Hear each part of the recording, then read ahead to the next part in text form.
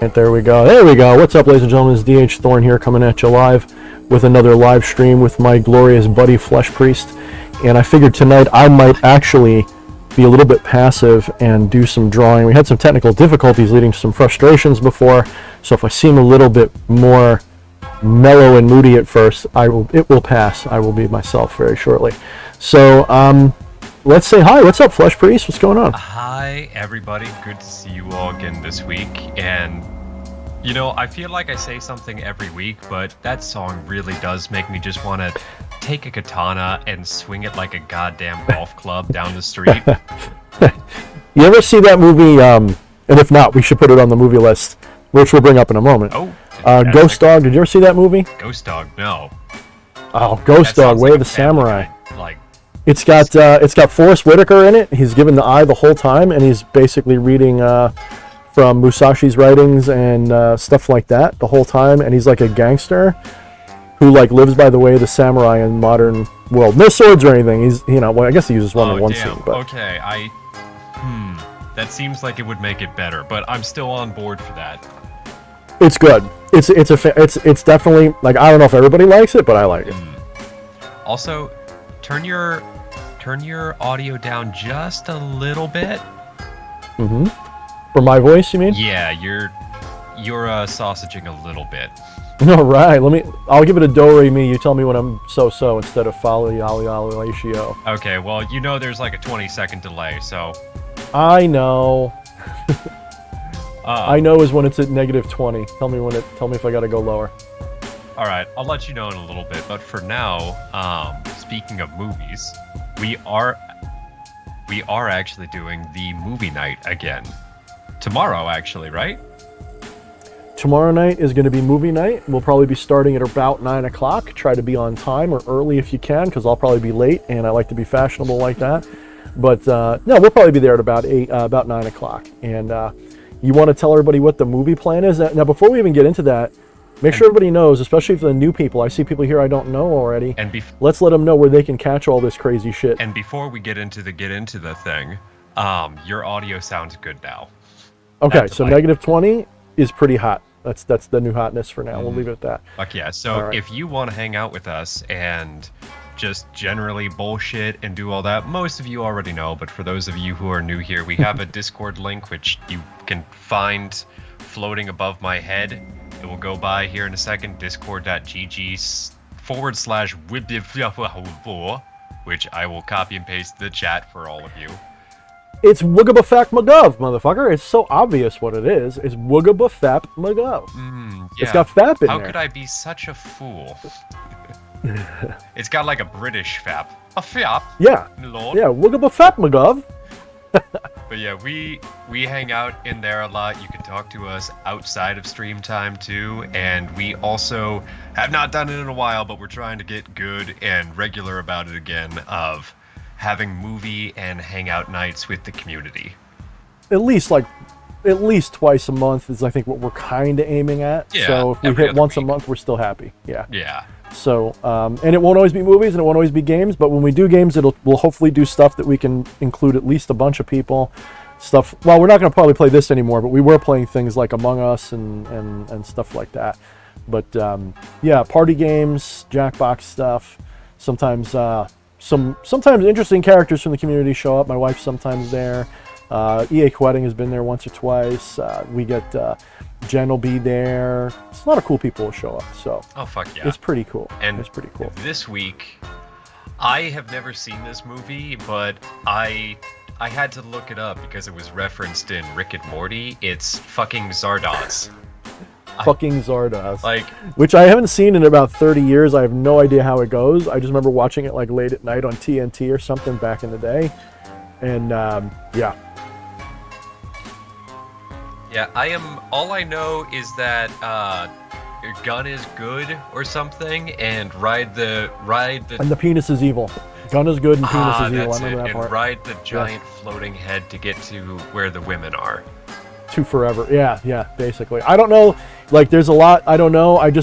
You have 24 hours to get some kind of red cloth or ribbon, because I demand I demand flesh DAWs. I demand it. You know what? I need to see this. You know what? Not for my own enjoyment, but because the community needs it. Jen Vatsa might have put a spell on me or something because she's been requesting that for a bit. So I might just have to make it happen. Quick trip to the store tomorrow. Yep. Well, if you can't, you can't. But I mean, a couple of, even if you just like wear regular clothes and have like 2 red ribbons go over your body, that would be fine. I might have to cut up the dress. That's what I'll do. Oh, don't ruin your dress. It's like, that's sentimental. EA Coedding bought that for me. Oh man. All right, let's see. Let me put on some low and slow music for the backdrop. So I think what I'm going to do tonight, sort of get my mind off of things and onto things. We're going to make an experiment tonight. I'm going to do some artwork. So I'm actually going to be painting a little bit while we talk, which means I'm probably either going to fuck up the painting or I'm going to fuck up what I'm talking about, because I am not the paint and talk type. You might actually get to see Thorne in the rare silent. Like Eddie recently encountered Silent Thorne. He had no idea. I like that, Silent Thorne. He had no idea that I was capable of being quiet for more than 30 seconds until we started playing Valheim together. So I don't know if Eddie's here or not. I don't think he is, but Eddie can concur.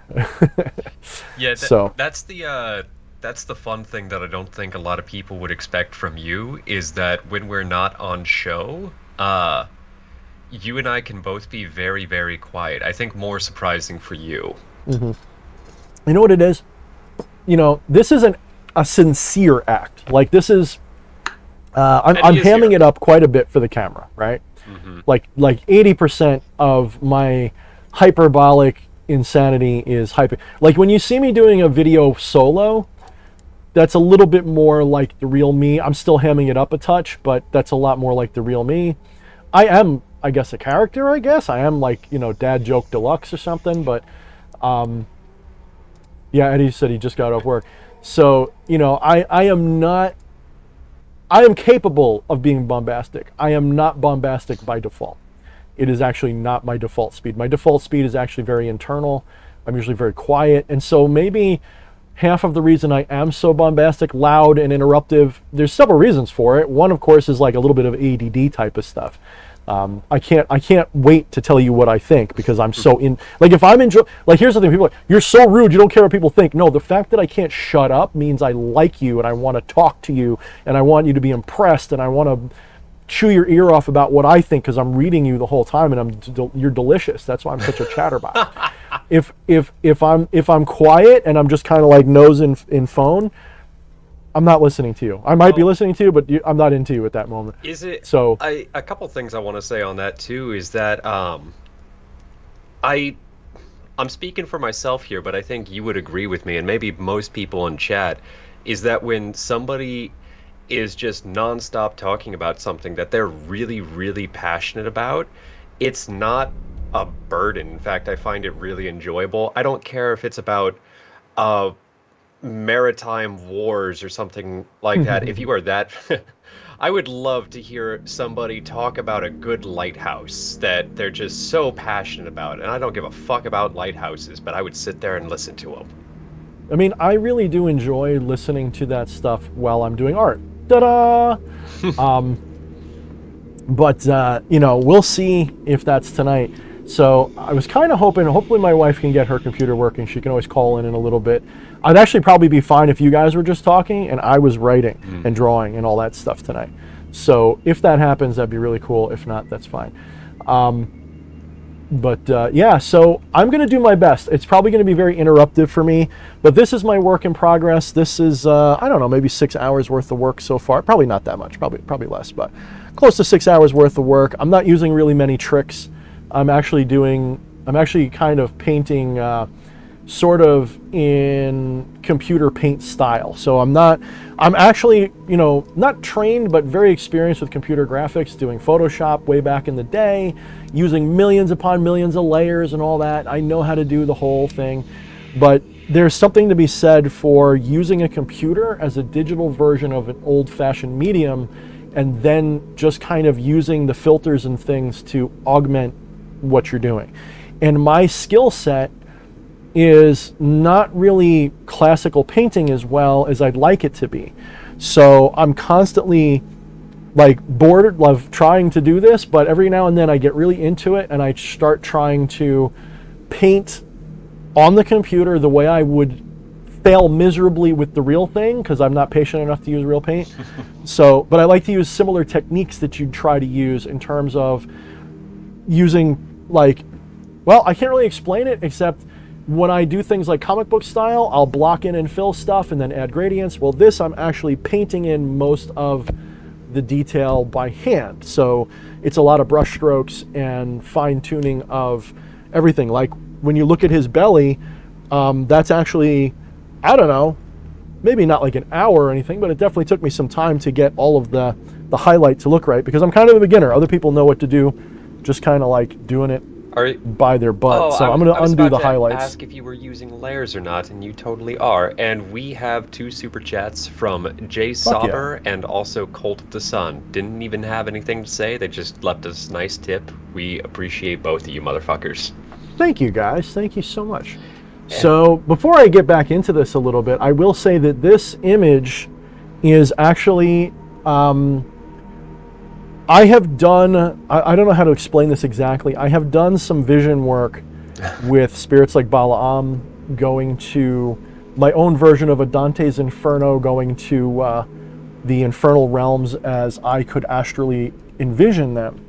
And I was shown several different things, and one of the things I was shown was this situation that I'm drawing here, which is actually, this isn't a demon. This is actually what I was told was the egregore created by the Abrahamic religions.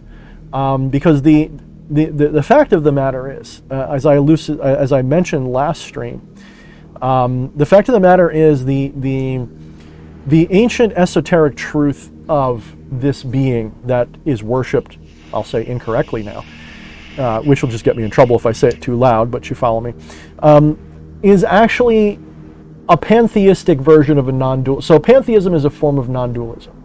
And pantheism is this idea, not to be confused with having a pantheon. Pantheism is the idea, pantheism means everything is God. And the ancient esoteric version of that was basically non-duality with a personality. It's no different than Gnosticism. If you understand Gnosticism, you have the source, then you have the demiurge in front of it, and that could be Sophia or whatever. There's Gnostic Christianity, which sees the demiurge as a good entity, or at least well-intentioned, and that is the Christian God, we'll say.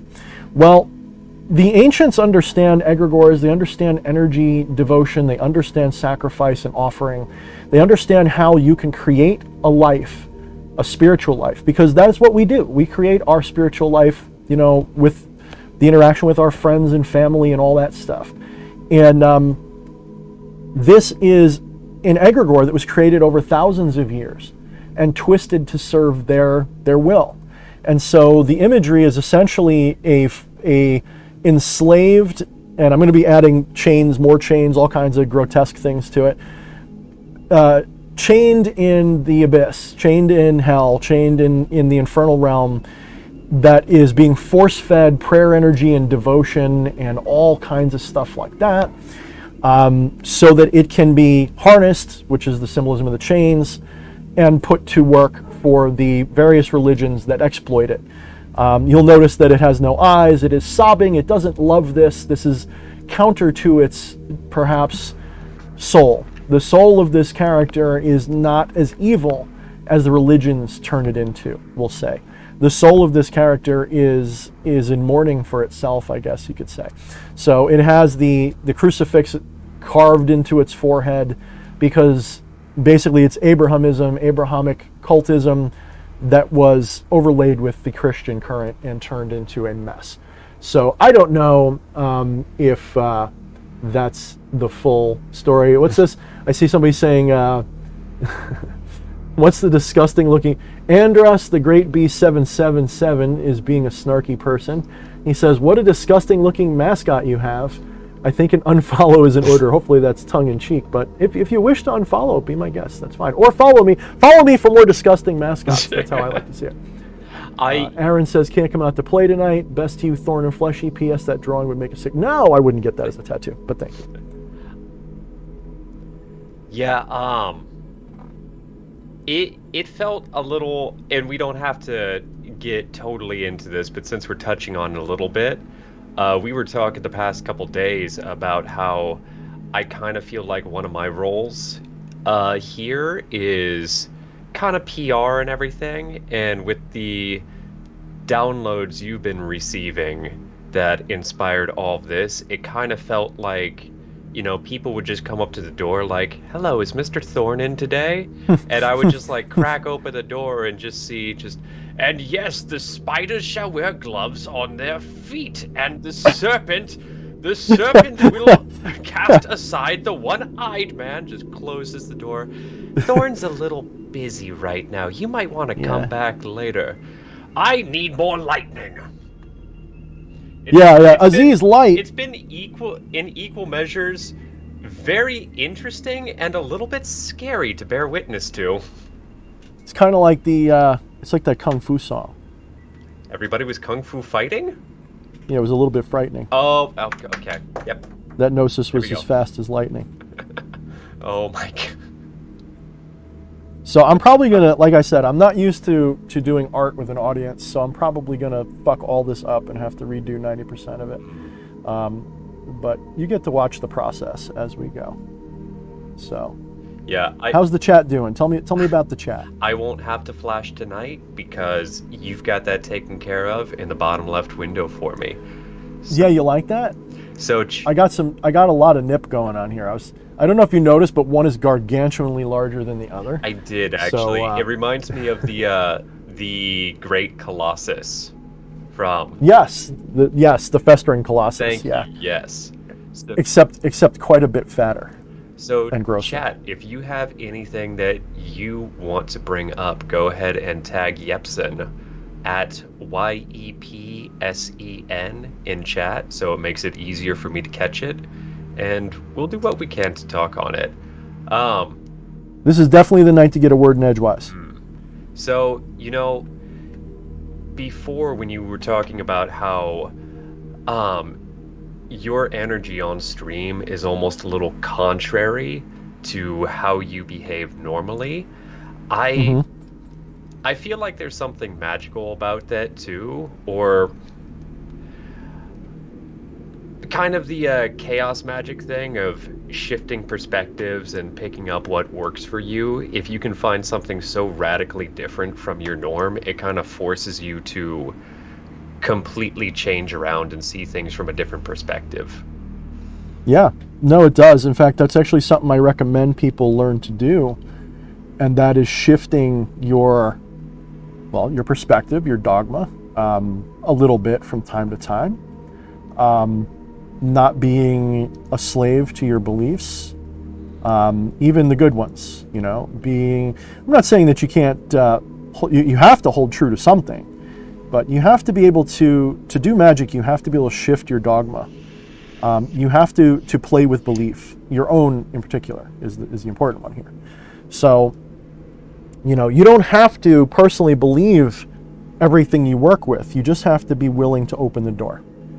And especially as a beginner, like that's a key thought, right?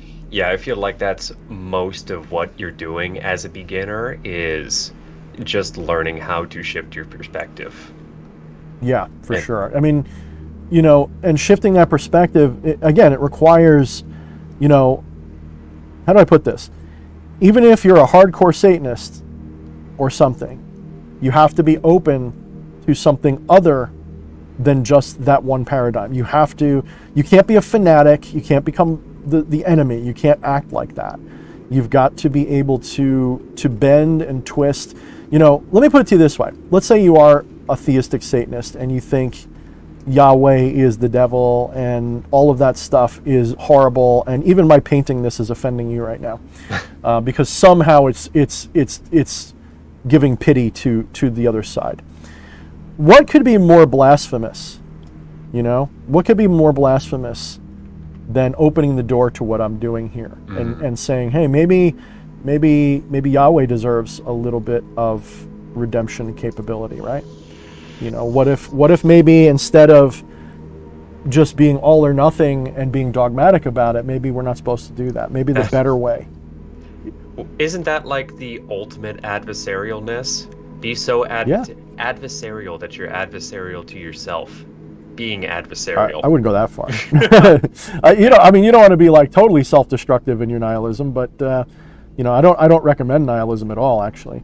But yeah, I mean, you're not wrong. You have to be willing. You have to, the adversary, that spiritual force, that archetype it's not contrarian. Don't mistake. There's a lot of people who they're like little baby Satanists, and they run around being contrarian about everything. They will. Oh, they're just the contrarians for the sake of contrarianism. Yeah, and it doesn't go very far. It's like, I don't know. It's like, yeah, I was edgy and cool once too. It's such a responsive. Actually, before I touch on that, Nina the Mystic gave us that 666. Said, "Love the painting, DH. I can't stay long tonight, but wanted to say hi. Love you, Nina." Oh, that's cool, Nina. I actually watched your buddy Steiger there for a little bit today. You guys were doing the stream, the Book of the Old Ones, Scorpio, the Book of the Old Ones. And I downloaded that. I'm going to check it out. So far, it just seems like, whatever. I'll have to really look into it. But that was an interesting stream I caught for a few minutes. So for those of you who don't know, Nina helps out not just with my stream and her own. And we are going to be doing a stream together again soon. But she also works with... what's his name? I always do this wrong. It's either Wayne R. Steiger or R. Wayne Steiger. I just know Steiger. Because each time I think of it, I want to say H.R. Geiger. And I don't know why. I mean, I wouldn't say he's that cool, but he's definitely up there. Definitely cool. And not to put any pressure, but we do have a friend watching us too. Who's our friend? Oh, you know. No, dude who goes by Eric. Ah, what? Oh, what's up, Eric? What's going on, brother? Haven't seen you in a little bit, man. I'm glad you're here, man. Show me some love. Tell me how much this is. Tell me how ugly this is. Tell me how much you hate it. Rank it on pepperoni scale. Well, you got the big pepperoni right there. That's the big one. And we got a little pepperoni over here. I think we should color those different, Fleshy. What do you think? Are those a little too... Because nips can go, they can be rather plain in color. But I feel like they'd probably be a little... I feel like that works because it's a big... The life has been sucked out of it to show any colors, to show some life remains. Okay, all right. So yeah, no, keep it like that. If anything, make them a little bit pale. Okay. Well, I like that the fat pig look that I gave him. That initial fat pig look. So I'm gonna keep that though. Yeah, no matter what happens. I'm digging it. So we had. I don't know about these boards. Let me zoom out. I don't know if I like those. Those are. Maybe they work. They kind of work. I'll keep. Gotta look at the whole thing in context. You do. Yep. So we had a question here from Jacques. Jacques. He was asking if we could bring up Behemoth and Zeiss as spirits. I know very little about them. I don't know if you want to touch on them at all. Not really. Behemoth is the land equivalent. It's like from to my understanding, I've never worked with it, but it is like the land equivalent to Tiamat. I'm always terrible with my Sumerian names, even though I profess a love for Sumerian stuff.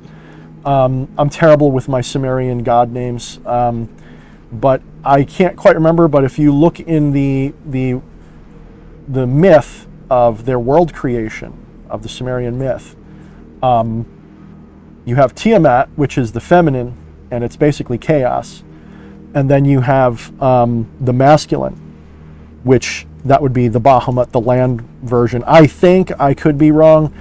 Tell me in the comments if you know better. I am not professing to know better on this one at all.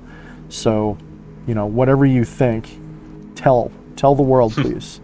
Help our friend Jacques out with this question. No, I think it's French. I summon forth my bloodline to speak through me. Let me get the peanut butter on the roof of the mouth. Jacques. I have a wee bit of French in me too, buddy. It's not enough to actually. Francais? It's not enough to be brave enough to say anything about it. Jacques. I like Jacques. I can talk a little bit of shit about the French. I got the stinky pits to prove my heritage. Oh man, why do you? You know that's, you know, like when you do like the Playboy magazines and they're like, what are your turn-ons and turn-offs? At the top of my list is body odor. Like that is like like there's one thing I can say about myself. Even when I was a fat fuck, I didn't smell very often at all. Like I can't stand smelling. If I think I smell, I like run home and like go back to the drum. Like it freaks me out. I'm like, no. I think I'm like a predator at heart, so like feeling like I smell really pisses me off. Really is not okay. I like that. Also, you might want to reconsider us meeting in person then. You odoriferous motherfucker. Nah, I got Jen Vatz's perfume, so I'm good. I take that French bath and I'm set. So you're gonna smell like armpits and funky herbs. Nah, her shit smells awesome. The perfumes. Well, funky herbs. I'm not even trying to plug her, but fuck it, if it works, it works. Is she here to be plugged? If she's not here, then we don't plug her, because then if she's here, she can pay us the 0.0023% royalty. You got the nipple hair too. I sure did. And the other question, where is this one? Wyatt Coverdale asks, I hear quite a lot from Thorne, and he is a very wise person, but I never hear a lot from you. What is your opinion on the shadow current? I, for one, do not speak up too much because, like I was saying earlier, when somebody is really passionate about what they're speaking on, it is a treat to hear them talk. And let's face it, this is DH Thorne's channel, not the Flesh Priest channel. So a lot of the time, I like to just shut up and make room for what we're all here for. So what he basically just said was, he knows more than I ever will about it, but he doesn't want to put me in my place on my channel. That's what he just said. Just shining a light. That's Gemini. That's Gemini. Both sides of the mouth language. You have to understand how that works. Hey, 1984 double speak, baby. Oh man. But what is my opinion on the shadow current? I really cannot speak too much on it because I will put it this way. I know enough about it to know not to tread those waters lightly, and I have dipped my toe in 2 or 3 times, and just that dipping of the toe in, for me personally, was enough for me to, like... I felt like I went through a fucking storm, and just, like, swam like hell, and managed to get back to shore just like... Where the fuck was the lifeguard? What the fuck? So, that's my opinion on it. Is in big bold letters, you know, every other sentence, do not tread lightly. Or tread lightly. Or tread, you know what I'm trying to say. Tread lightly, but carry a big stick. No, don't carry a stick. No, wait. The tread lightly? Gonna help you. So let's see. I'm not really happy with the colors here. Let's go with a lighter color. I actually want to go very desaturated. But the problem is that's a little too close to a skin tone. So let me fuck with this here. That's the nice thing about the computer variant. I couldn't do this in real life. If I was doing this in real life, it would be just mud at this point. All right, that's pretty good because now I can highlight it. That's not bad. Jaka says Thorne is always bullying the Gemini, and there's a lot of Geminis here. I don't know. I'm kind of fighting for my life, Jackass.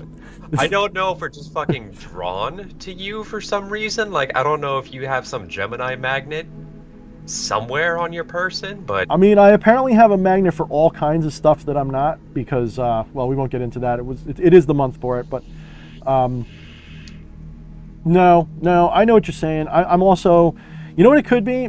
I actually have good relations, well, usually good relations, with a lot of Plutonians, with a lot of Scorpios and stuff. Usually I get a lot of them in my life, and to my understanding, my first house contains Pluto. So I am technically a Plutonian, which may have something to do with some things, but my moon sign is water. So that could have something to do with some things. I'm all over the place, so.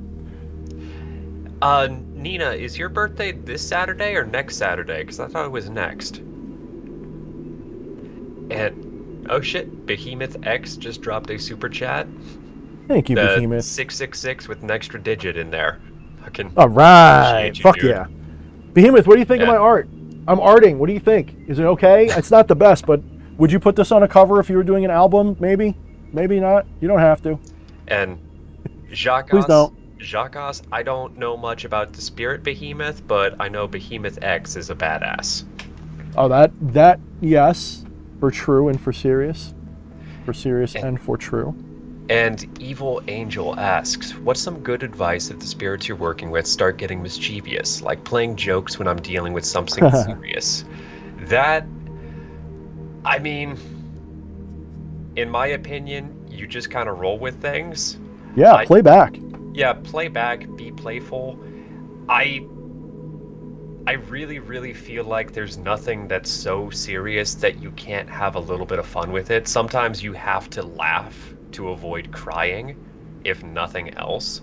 So if you're getting results back that are a lot more playful than you want, just use that energy, I think. Yeah, use the energy, man, always. Use That's not to say don't be safe. I mean, if you feel like you're in danger, cut off the contact. You might have some reason. But here's the thing. People get, as I'm learning more, because I'm always learning too. I know I act like I got all the answers, but in my understanding, what I'm learning, what I practice is a form of theurgy. And it's the eventual recognition that all of these spirits that I'm talking about are not some external thing that are in the theistic sense real. They're real in a more subtle, personal way. They are parts of my psyche. They are parts of the collective conscious. They are real. Don't misunderstand me. I'm not saying they're not real. It is just that the nature of that reality is more. There's a reason why people get confused and think that they're imaginary, because a big portion of what you're dealing with is your own imagination. The clothing that they wear, if you will, the how should I say this? The mask, maybe? Yeah, the mask that they wear is very much a thing that you are painting for them, like I'm painting here. People wonder, like, how do you have all these visions and things? To be brutally honest, the same way most of the people who are very good at this do. It's at least a large portion of it is a kind of, now when I say this I gotta be careful because people will misunderstand. A large portion of this is a kind of role play. It's a kind of imaginary experience. But whatever my gift is, whatever that is, whatever I'm channeling in that imaginary way is real. It's a thing that other people can access and tune into and validate. And you can do this too. There's nothing I'm doing that is impossible for you to do. If you can't do it, it's because you just don't want to. I mean, I hate to put it that way, but that's kind of exactly it. I feel like a lot of people really hate hearing that on some level, because it does.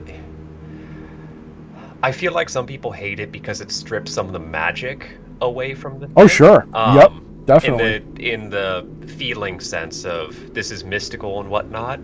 But at the same time, everybody does have those internal dialogues where they position up a straw man or whatever of somebody they were arguing with earlier, and ooh, I've got the perfect comeback now. Just that internal role play is. That's maybe a weird comparison for it. No, I think it's perfect. I think it's perfect. It's pretty much, if you've ever had a two-sided conversation in your head with your boss that you're mad at, you've basically channeled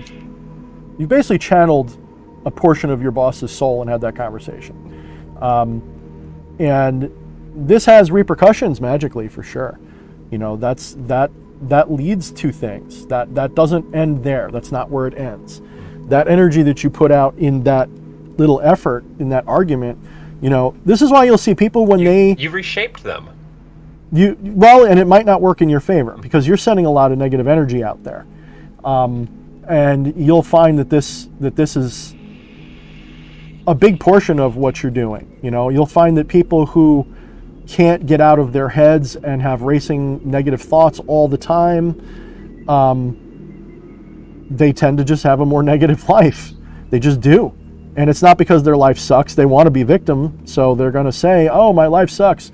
Everything about my life is horrible and blah, blah, blah, blah, blah. Well, but it's that thing of what you find is based upon what you're looking for. Yep. So if you just fill your perception with nothing but that, well, guess what you're going to find? Yeah, you're going to find that. There's definitely something to that. I mean, I don't like to make it sound like just law of attraction mumbo jumbo, because that's not entirely accurate either. Law of attraction has merit, but not necessarily, because when you're doing what most people's interpretation of law of attraction is it's obsessing over what you want, is what it turns into. Isn't law of attraction basically just, do you remember The Secret, that whole book program, whatever the fuck that was? Nope. Sounds like a millennial thing. It was some big thing a while back, just manifesting your reality or something like that. It sounds a lot like that. It's probably related. Yeah, it's probably related. Whew, my hand's going numb. That's the problem with having carpal tunnel and liking to do art. Like, your hand just goes numb. Like, I can't grip that. Like, after a while, my hand just goes completely numb, and you'll see my lines get all crooked and weird. You need one of those big jumbo pens. Now, to be clear, I've practiced, maybe more exacting forms of art for a long time. So if you guys are watching this and going, well, why is he like making it look so sloppy? Well, first of all, there's going to be a lot of touch-up going on, but this is almost like an impressionistic painting. So it's not meant to be like, I mean, I will be making it look like I'm using an airbrush at some point a little bit with some fog and some stuff like that, probably some atmospheric effects of some kind. But I'm not going for precision. For those of you who do join me on Discord, you'll see I do occasionally post my art, not very often, because I don't do it like I used to. To say prolific would be a strong word, because I never did art enough. I never practiced enough. You're one of those people that you won't post art for quite a while, and then when you get a bug up your ass, we'll just see like dozens all at once. Accurate, yeah, accurate. I get inspired, and then I just drown you. That's just kind of the way that you roll with things too. You're that. I do. That's that Aries thing. Well, you're that jack of all trades, but and an asshole of most. I wasn't gonna say it, but I'm happy. But you're thinking it. I could feel it. I was gonna draw it. Like, here's an ass. Oh no, I can't do it there. Here's an ass. Right there. That's where I am. Oh no, I don't have enough undos. No. Okay, so last time we had a bunch of questions. I'm going to get to some of the ones right here too. Where was the one? So last stream, one of the things that we weren't able to get to was from Marion Eisenberg. They asked if we have ever dealt with sleep paralysis and their spookiness. Kind of wish my wife was on the horn right now. She's the one who gets that. I've had weird shit. I've never had sleep paralysis, personally. Yeah, same here. I've never experienced that, and it sounds like utter hell. Like, all of the shadow people stories from people that I know personally all involve sleep paralysis. In fact, one of the buddies I got on here, he has a whole bunch of stories, which apparently he just fucking forgot. I had to remind him. Like, he had a whole bunch of sleep paralysis incidents and seeing shadow people. Then when I was like, hey, do you want to talk about that on the air sometime? He's like, wait, that happened? Like, there might be something. Yeah, hand him my book. I mean, my book is not the only authority on this. And I'm not saying that like, I'm saying it's not the only authority on this. There's other interpretations of it. And I like mine, but I wouldn't say that mine is the only one that has valid information in it. I would say mine is probably the only one that attempts to turn it into a kind of path working or spiritual work.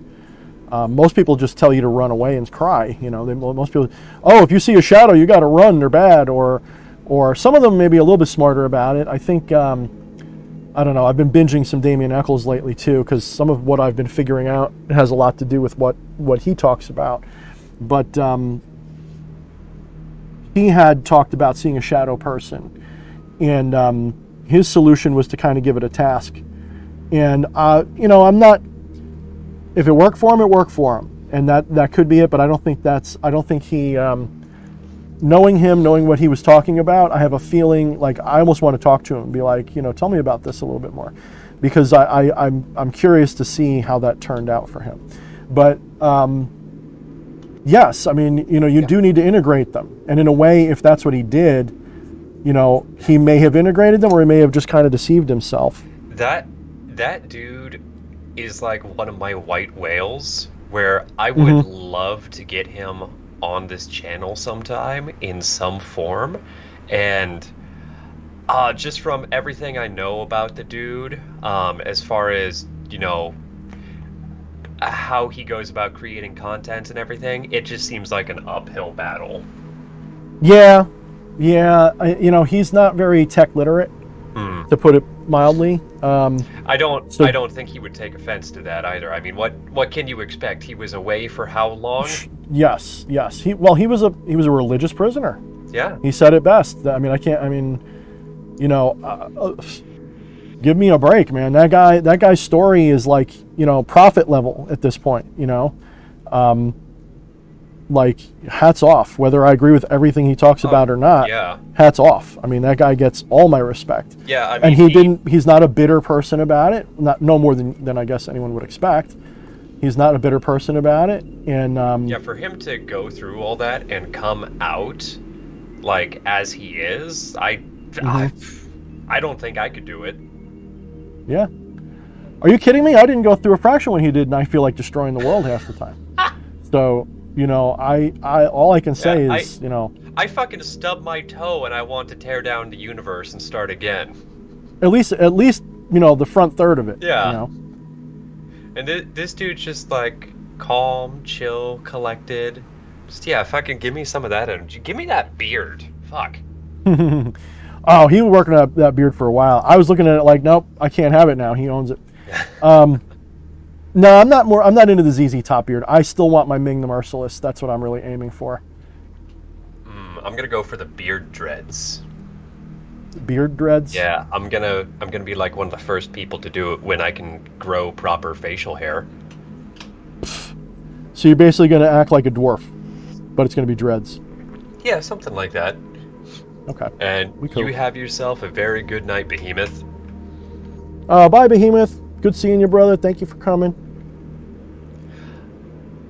So, why? Yeah, we got an ever-growing spiritual family, I guess, in one way to put it, right? Yeah, I really, really love it because I've spoke on this before, but I was always that person where I didn't have cliques or whatever you want to call them. There was never any really unifying factor between everybody I hung out with, other than we weren't afraid to be different and be ourselves. I was the collector of misfit toys, and I see this community a lot the same way, where we're all doing our own thing and we're all misfits together.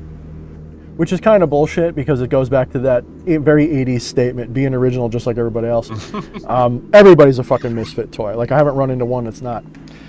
Actually, I should say when I do, I run. So I maybe I have run into a lot more, but I don't generally associate enough. Now that my lungs aren't full of vapor, Wyatt Coverdale asks an unimportant question for Thorne. How are the They're all unimportant, bro. How are the egregores able to affect the physical if they only exist mentally? Wouldn't you need a solipsist or panpsychist argument to explain that? No, not at all. The thing is that there is this. You're making the dualistic mistake. You're seeing the two as separate instead of just different. The idea that they are, you said just mental, basically. And if you've been here as long as you seem to have been here, you know that the word just should be removed from your vocabulary when it comes to relating to magical thoughts. If I say something is mental and you say it's just mental, you've just shown how inferior I don't mean that nastily. I mean how inferior your understanding is of what you are. You don't recognize that your mind it's reductionist. is not. It's reductionist and it's materialistic, and you need to learn away from that. That is not to say that we become irrational idealists either. There's more than two speeds, two colors, two this and that. It's dialectic, not dualistic. And that's a difficult bridge for a lot of people to cross. People are trained since birth to think of things in this dualistic, kind of way. In fact, one of the things I've been writing feverishly today, which I may or may not include in the final edition of what I'm writing, I got to be honest, is a section of my book, my current one, that deals a lot with secret society stuff, what they're kind of doing, my take on some of it. And one of the big things that they do, they know damn well what magic is. They know how it works. They manipulate us with propagandized stuff so that we never explore it. I've had this conversation a little bit before, and while I'm writing, it's going to be hard for me to remember all my rhetoric. But that's okay. This is a chillax stream right now. Yeah, but the thing you got to get over is this idea that if I say they're in your mind or part of the collective conscious, that just suddenly means there's nothing physical about them. Well, and what you need to recognize is that the physicality that they have is the same that your cells have in relationship to your mind. And let me know if I'm too far off base here or not, in your opinion. But I know I'm off base always, but you know what I mean. I meant just off. You're not off base. You're just off. To say if they only exist mentally, how can they affect the physical? Well, a placebo only exists in your head, but it elicits real physical changes all the same. Very good example. So there's, in the same way, even if you only look at it from a placebo standpoint, there's no reason why the mental cannot also affect the physical. True. And the thing you have to remember is, even disregarding all of that, you're still dwelling in this idea that time and causality are real. They are real experiences. They are valid experiences. When you do what I do, you don't suddenly go, that train can't hurt me. It's not real. What you recognize is that this is an illusion, and so the illusion, like a dream, does what a dream does. It's not being done. Let me put it this way, and I've said this a billion fucking times already, if I've said it once.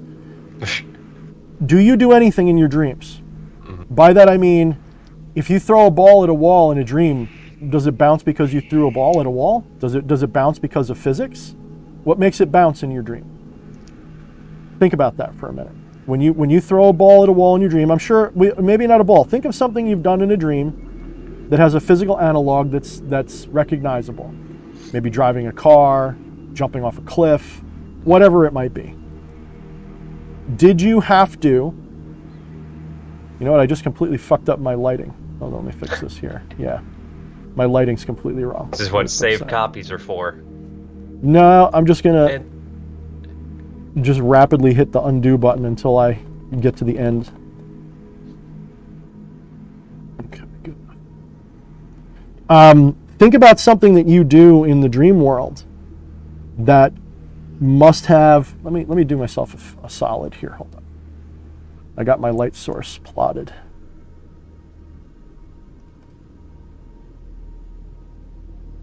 Okay. As long as it's roughly accurate, it doesn't have to be dead on balls. This isn't a precision painting. Crap, what layer was that? Uh-oh. Oh, you're a real artist now. What layer? I think it's that one. Okay. Fuck. That's good enough. Okay. What was I saying? You were talking about if something physical happens in a dream. So if you're in a car accident in your dream, did the impact of the car actually have an impact? Like, in other words, did you actually get hit? Was there actually an impact, or was it just in your head? You know, Again, I'm using the word just for strength here, just to show you. Your dreams are capable of manifesting perfectly believable physics. In fact, I would argue that there are supercomputers that could not manifest physics as accurately as your dream does. Would you agree or disagree with that, Fleshy? I want to agree with that. I want to really chew on that before outright agreeing with it, but certainly from what we experience of all of it, our head can calculate what we know a whole hell of a lot easier than a supercomputer can. I feel like the supercomputer's always. I mean, it's not really. I'm not trying to. There. Yeah, I'm not trying to compete with the supercomputer. I'm just trying to make the point that. So you're telling me, like, you know, when someone says to me, "How do I know it's not just in my head?" Blah blah blah blah blah blah blah blah blah. How do you know your everyday life is not just in your head? Because I'm telling you, it is. It is just in your head. And you know, that's not to say, again, anybody tuning in now hearing me, that's not saying that if you jump off a cliff and say, it's just in my head, you'll somehow survive the fall and nothing bad will happen to you. You know, if you're like hopefully you guys can tell that these are supposed to be people, because this is an impressionistic painting, so I can't make them look like real, like this is like 10,000 people. I'm not painting 10,000 people one at a time. Hopefully it's pretty clear that they're meant to be people. You can be honest if it doesn't, by the way. But you know, things have a rational way of unfolding in our experience. And you have to recognize that when you look at the world and go, how did a spirit do that? There's a statement in science that I like to use a lot that goes, correlation does not equal causation. So, Fleshy, what does that mean to you? When I say correlation does not equal causation, what does that mean to you? Well, if my brain was working properly, it just means that, just because you got the result, what you observed that you think may lead to that result does not mean that's what caused it. Right. So, like, you know, those people who are like, on the full moon,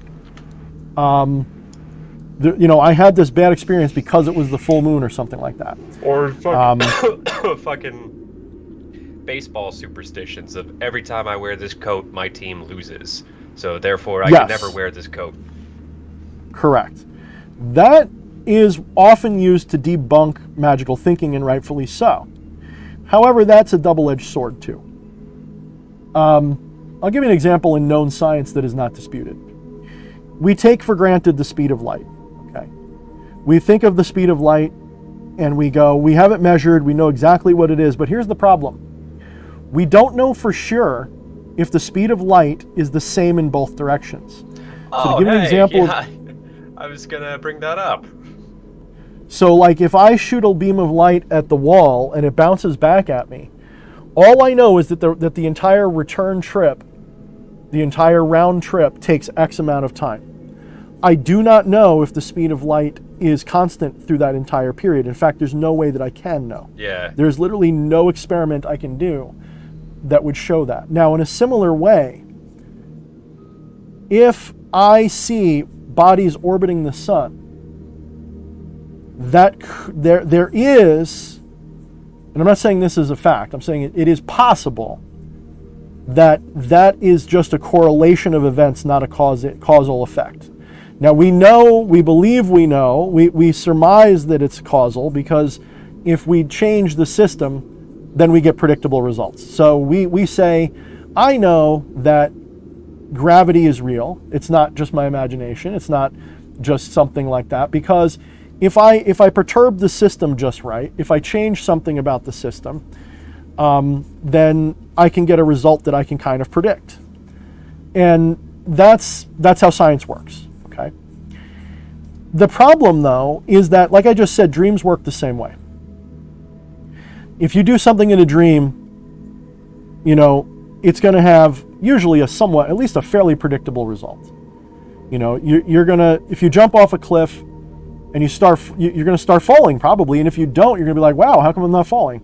You're not just going to be like, oh, well, this is totally normal that I'm not falling probably. And even if you did, some part of you is going to go, this isn't right.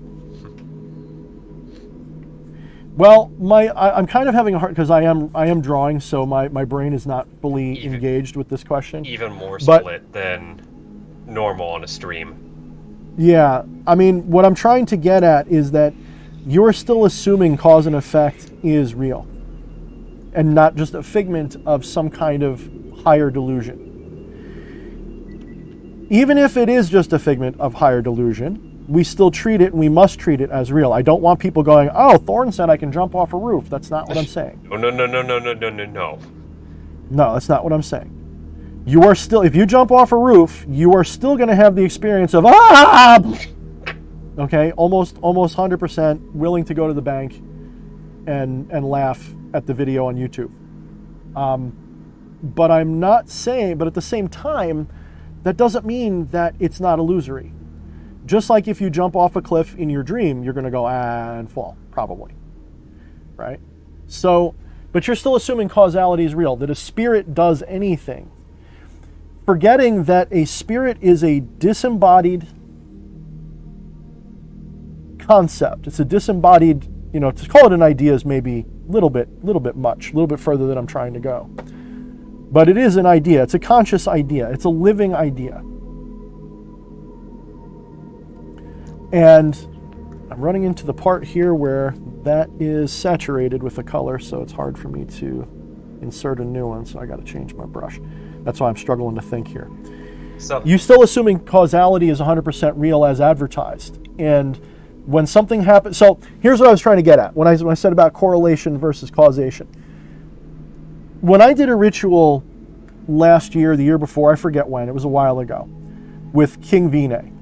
And the ritual was to break certain ties, certain spiritual bonds that were holding me back and hurting me. I had asked, when he arrived, I asked for a strong, clear sign. And within a moment, there was a loud ruckus. Could you please describe the ruckus, sir?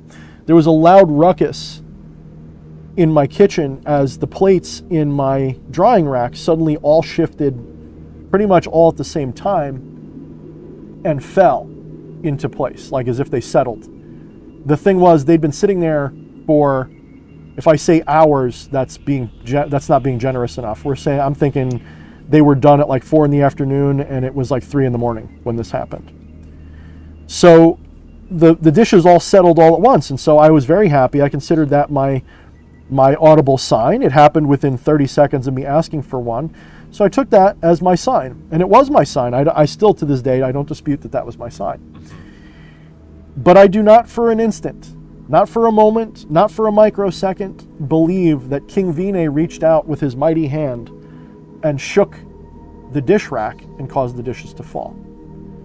That is a mechanistic, materialistic, low energy, low vibration misunderstanding of what magic does. You wanted to bring up telekinesis. I know you had a comment. You said, I want to bring up telekinesis and stuff. This idea that the spirit world must or is capable of or does move things is not wrong because of some inferior quality of the spirit world. Remember that word just. Remove the word just from your mind. Instead, I want you to apply the word just in front of the material sense. I want you to think and realize that your attachment to the material as the real world is the problem. It's just your shoes. It's your body.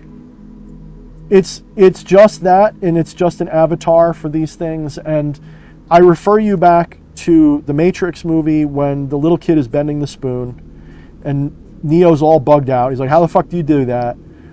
And the little kid is basically saying, it's impossible to bend a spoon. That's absurd. Who would even think that, something like that. The thing is, there is no spoon. What you have to bend is you. There are so many layers there, but they're all very good ones. And when you understand what the point of that was, when you understand the deeper truth of that, you realize that this obsession with bending things with your mind or having spirits, throw plates across the room and all that, you are trying to have a correlation equals causation moment that is not accurately true. It's not going to be true. So what is important there was that I asked for a sign and a sign appeared. That is undeniable. That is not disputed by me at all. Even with what I'm saying, that is not any part of the issue. None of that is the issue. The issue is, did my asking for a sign cause the event? And I'm here to tell you no, it did not.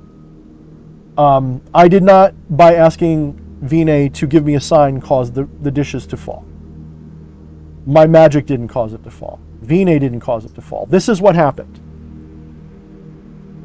I asked for a sign and something happened. That is as far as it needs to go. The important thing, the part that you must address, the part that is valuable, the part that you need to embrace is not the nature of the sign. It is not the, oh, I heard a thump. That is not what's important. The important part is that there was a sign. When I say that there was a sign, I do not mean that there was a phenomenon. I mean that there was a moment of your consciousness where you said, this means something. That is the important part. Not the thing that happened. The thing that happened is not important. When I say not important, I mean that. I wish I could say it stronger. It's just a stick that broke in the woods. Yes, exactly. It's just a stick that broke in the woods. The physical action of whatever it is not important. It's the entire context that you have built, wrapped around it. Pretty good. Pretty exactly. And that is where the gnosis, power, wisdom, magic is happening. It is not happening in the stick. It is happening in your perceptual awareness, your acceptance, your acknowledgement. Okay, that is where the real magic is happening. I don't know if you guys can see what I'm doing here. I'm actually using some short. People are going, why are you using like a pink? Well, look at the ambient light for one thing. If it's reflecting at all, some of that light is a pink tone, right? To connect what you said, I might also say that the math and the numbers they don't mean anything on their own. It's your ability to connect all of them and do the formulas to use that math to make the next supercomputer or whatnot. The numbers themselves mean nothing. Yep. And again, I mean, the important thing is, like, let me take my mind off of drawing for a second. Let me re-engage my left brain. Here's the problem: my right brain is attached right now because I'm drawing. So my spiritual brain is like bing, but my left brain is in La La Land somewhere because it's focused on the technique part of the art. So, let me go back to let me restart. Hopefully you guys don't mind if I restart this a little bit. Goose fraba. Switching gears. Switching gears.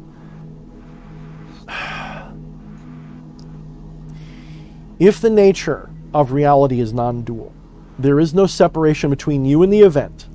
There is no separation between the dreamer and the dream. There is no separation between events.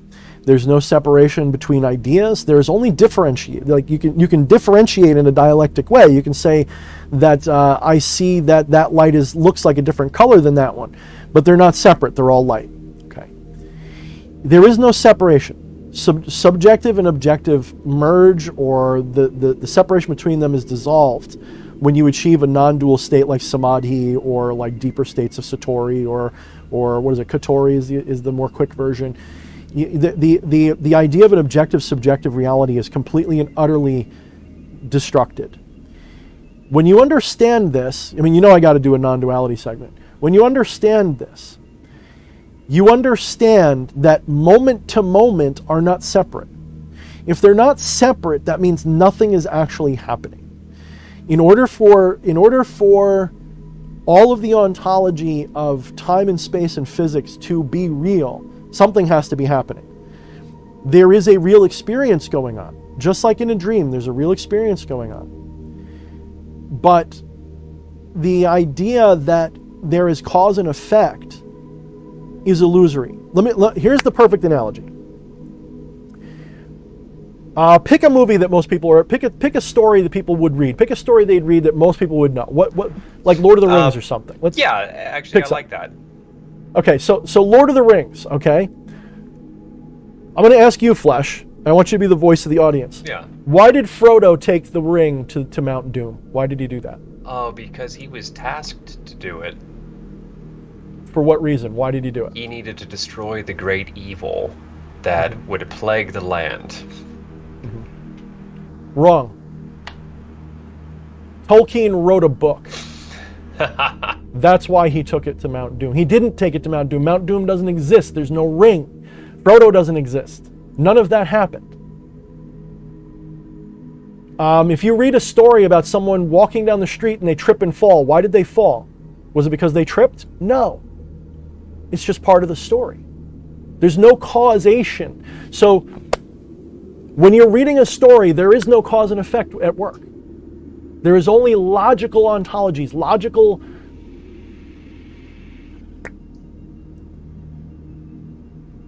rational, logical steps. And they're only rational and logical because our brains, our minds, forget brain, our minds, our great mind is a pattern recognition system that looks for patterns in the chaos, and where it finds them, it attaches to them and says those mean something. And if it doesn't have a meaning, it'll invent one for it. I will give you as an artist, this is my stock and trade when I was an artist. Look at all of this bullshit on the screen. All of these little dots and doohickeys. Are there actually people here? No. Is there a cross here? No. Is there a wooden post here? No. But you see one, don't you? So your pattern recognition system is picking out the random order in the chaos and saying that means something, and if it doesn't have something that it means, it will invent something for it.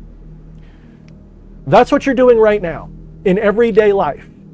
Your mental component is an aspect, it's a thing that your higher divine awareness does. The mind is an activity of God. I don't like using the word God because I'm not a theist. I lean pantheistic once in a while, but I'm not a theist. I only lean that way for argument's sake because it's easier to wrap your head around. If I say everything is God and everything that we see is a dream that God's having, and you are that God dreaming, everybody goes, whoa, that's so deep. That's basically non-duality, but just take the word God out. Just take the word God out and be like awareness. Conscious awareness requires something to be aware of. It's aware of itself, therefore it is self-conscious. It is conscious of itself, it's self-aware. That breeds consciousness. Consciousness is the fabric of the dream. It is literally a random, chaotic fractal. And it's so vast that you can find order within it and think a whole universe is there within that. So just like the story of Jack and Jill falling down a hill, Jack and Jill didn't fall down a hill because they tripped on anything. Jack and Jill fell down the hill because that's a pattern that we recognize and go, that's a cool story. That's it. Look up a word. Ink blobs that we become familiar with. Yeah. Go look up the word reification. R-E-I-F-I-C-A-T-I-O-N. I'm a writer, but I can't spell. Look up the word reification. Reification is when people experience something and then the word contains the word real. We make it real somehow. So when we experience something unreal, so for example, shadow is kind of like a hard one. Let me give you an easier one. Like when you look at the clouds in the sky and you say there's a dog in the clouds. That is like the first step of reification. Noticing a pattern in the cloud and saying that's a dog. No, it's not a fucking dog. It's not even a cloud, to be honest with you. You call it a cloud. You're reifying something you're seeing into a cloud. The dog in the clouds is a reification of the shape of a dog that the cloud is assuming. There's no cloud there. Now, if you're really delusional, you'll be like, there's really a dog in the sky. That's complete reification. We call that delusion. I'm saying that's your daily waking life. You're walking around in this beautiful matrix. And by the way, again, the movie The Matrix, the fact that they even call it a matrix goes back to something in, I think it's Greek philosophy in the mystery schools. The idea of this idealistic matrix. When we say idealistic, I don't mean because we love it like we're idealist. I mean idealist in the philosophical sense. This idealistic matrix. That doesn't mean that, and you've heard me say this before, it doesn't mean this eraser isn't something. Like the phenomenon is there. I am not denying the phenomenon. This phenomenon, this feeling, the feeling is real. That feeling that it's in my hand is real. Not the feeling what it feels like, but the experience of the feeling is real. The experience is what is real, not the eraser. The eraser is an idea that I've reified out of whatever prime materia this and me are really made of. There's only one materia, one ether, one vibration. What's vibrating? They say everything's vibration. What's vibrating? What's vibrating? Energy. What's energy? You don't know. It's just beautiful words that woo scientists, pseudoscientists tell you to make up to believe in fairy tales. These are all just different layers of delusion. Wake up. This is, you believe when you say everything has cause and effect. I'm not saying cause and effect isn't an experience, just like a shadow on a wall is an experience. When I look at the cloud, I see a dog. That's an experience. It's a valid experience. But there isn't really a dog there. Causality, time, is a real experience, and we live in that layer, that material layer of delusion. And there's one below that, which is without even ideas attached to it. It is literally dead matter. We live in this space where the as above and the so below are merged, where our astral awareness overlays ideas onto this prime materia that has nothing intrinsic to it. It's a Rorschach ink blot, for fuck's sake. But it's hyperdimensional.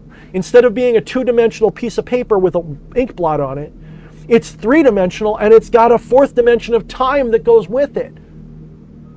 Time being just another delusion. Time being just another direction. It's just another direction that awareness moves through. So think about this painting. When you're looking at this painting, it's actually beautiful. I'm doing a painting. It's perfect timing. When you're looking at this painting right now, you saw how I just zoomed out and zoomed in? Why is there a fat guy on the screen? Let me zoom in real close. Wow, look at that nipple. Let me zoom in really close. I'm going to zoom in. Okay, there's no fat guy anymore. What is there? What's that? That's the fat guy. It's a bunch of pixels. That's all that is. There's no fat guy there. It's just some squares. So we zoom in, and now here's the other thing. Do you notice how when I zoom in, doesn't it look like the fat guy's moving? Look at that. Don't you get the feeling of motion when I do that a little bit? Mm-hmm. Wow, look at that. Would you say that therefore the fat man is moving? No, he's not. What's actually happening is your focal point, your center of awareness is what is changing. It's not even moving. Is my screen moving? Is my screen moving closer to the picture? Nope. Answer me, Fleshy. No, of course not. My screen isn't moving closer to the picture. My camera is not moving close. Nothing's moving. I know, I'm getting really aggravated. I'm not. This is just me. That's just me like going into Alex Jones rant mode. Nothing's moving. This is a reification. You think we're moving. You think something's happening. That's not what's happening. But Thorne, I see it changing, so it's changing. No, it's not. The data that is this object on the computer, the data is static on my computer. All that is moving is the focal point of the awareness. That's all that's changing, and it's not actually moving. It's just saying there is an algorithm, a number that is stored on my computer in the form of on and off switches. And there's a huge number. I don't know how many gigs, but if I look it up, it's probably several gigs. It's not even, graphic files can be huge. This is big because it's actually 300 dpi and it's 11 by 14. It's a big fucking poster size picture. Tons of fucking data there. Gigs of data. So this is a number. You're looking at a number. And every time I click and change a pixel, the number changes and then the algorithm reads it. This is a number. And yet you see it as a fat guy. This is what I mean by wake up. This is a reification. You still get out of the way of the oncoming bus. Just like I still manipulate this with the controls. I like this. Eddie says, nerd metaphor. Reality is a vector drawing, and we are only able to see in bitmap. Yeah, fair. And yeah. Anton says, time is DH's roll cursor. Yes, I like that. Or like what he said, we are the fat guy too. Yes. So that's another thing. Let's give you another analogy. Let's say that what you really are, just to keep it very simple, and I'm obviously just using allegory. Let's say that what you are really is this picture. You're this picture. You're the whole thing. But you think you're this dude. Oops, a little too zoomed in. We'll say you think that you're, where's my little hand tool? Let me do it this way. Pick a dot. You're that little pale dot on the upper left side of the screen. We're going to name him Joe. So you think you're this dude right here. You think you're that dude right there. And what is he? Just a collection of smaller pieces. The materialist says, I'm made of pixels. That's what the materialist says. Guess what? He's wrong. He doesn't exist. That's a reification. Pixels don't exist. That's a reification. The picture is what is real. Do you see any separation, Flesh, between one pixel and another?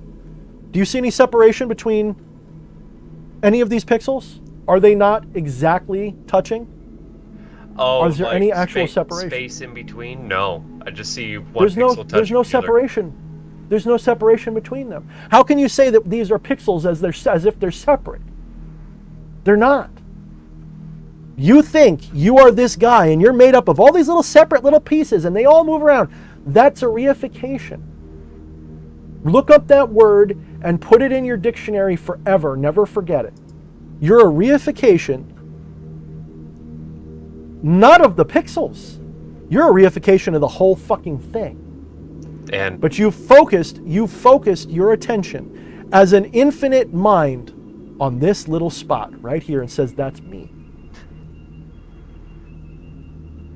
Am I making some more sense yet? You're getting really, really comfortable with your little set of trees, but not seeing the full forest. So, you think you're one of the trees and not the forest, yes. And for those of you too lazy to Google, reification, to consider or represent something abstract as a material or concrete thing, to give definitive context and to give definite content and to form a concept or idea. Mm-hmm. Which is a whole lot of word salad for cloud gazing. It's a whole lot of word salad to explain cloud gazing. I like that, yeah. But reification takes it to one more level.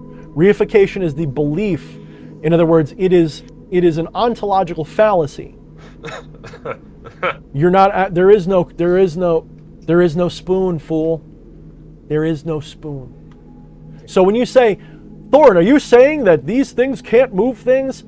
You're right. They can't because there's nothing to move. Here's the final interpretation of what I'm trying to tell you. In that story where I evoked King Vine, and the dishes appeared to move and clank in my sink. The dishes exist in the multiverse in all states that are possible. Because the dishes aren't real. They're a reification of energy, matter, material, whatever you want to fucking call it. It's a reification of that etheric stuff. That stuff is what I am. I am all of that stuff. But we're not going there. We're just going to talk about the moment of the dish clank. The dishes exist in all possible states because if you understand quantum, you understand that particles, when you break it all down, exist in a waveform of possible states, and there is no such thing as a limit. So in other words, when I do a quantum computation, and I say there's a waveform, and in this wave of probability, an electron could be here, here, here, here, or literally on the other side of the universe.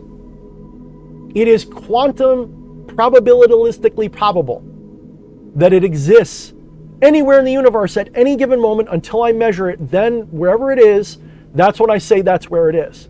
But that is a reification of the totality of quantum. If quantum is a probability field, that makes no ontological sense, because then you have to explain why universes appear when we measure them. That doesn't make sense. You'd have to literally have infinite energy every time you make an observation to create another fucking snapshot of the universe every time. That can't be true. Energy cannot be created or destroyed. I hope you're keeping up. The universe is, the multiverse is all possibilities, all states, all positions, all the time, as one big solid thing. What is changing and moving is not the universe. The dishes never fall.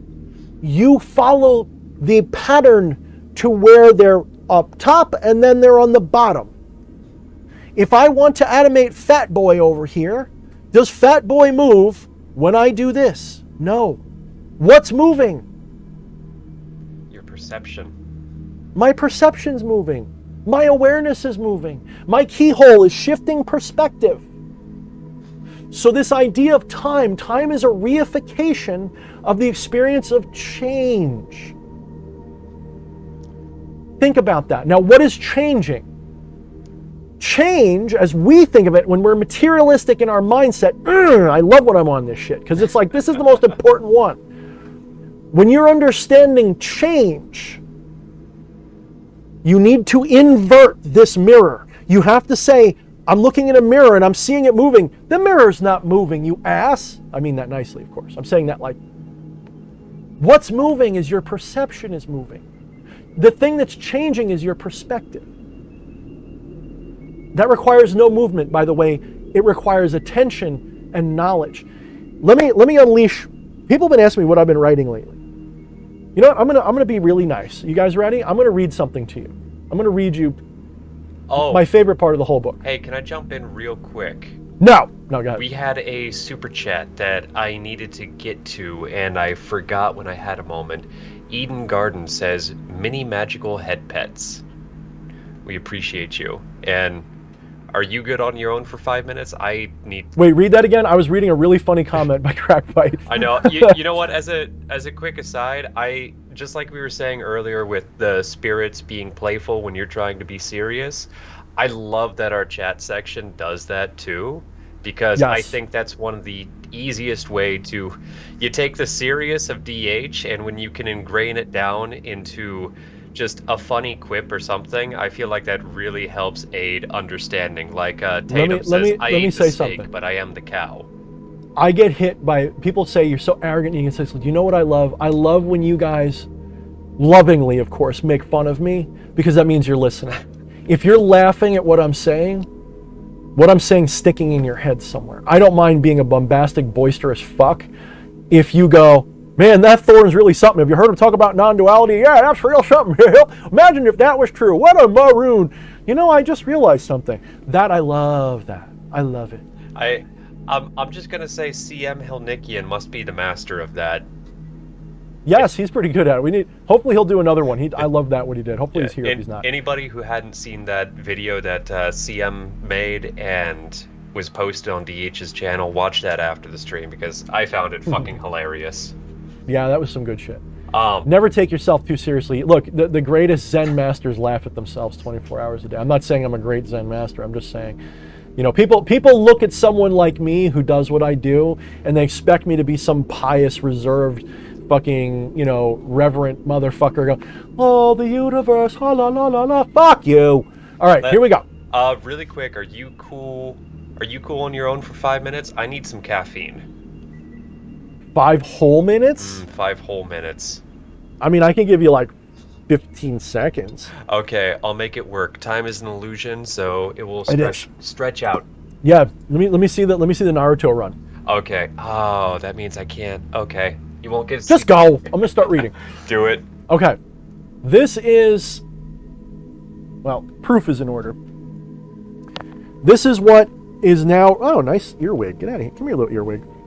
Get out of here. All right. Let me. Earwigs in my stuff. That's always cute.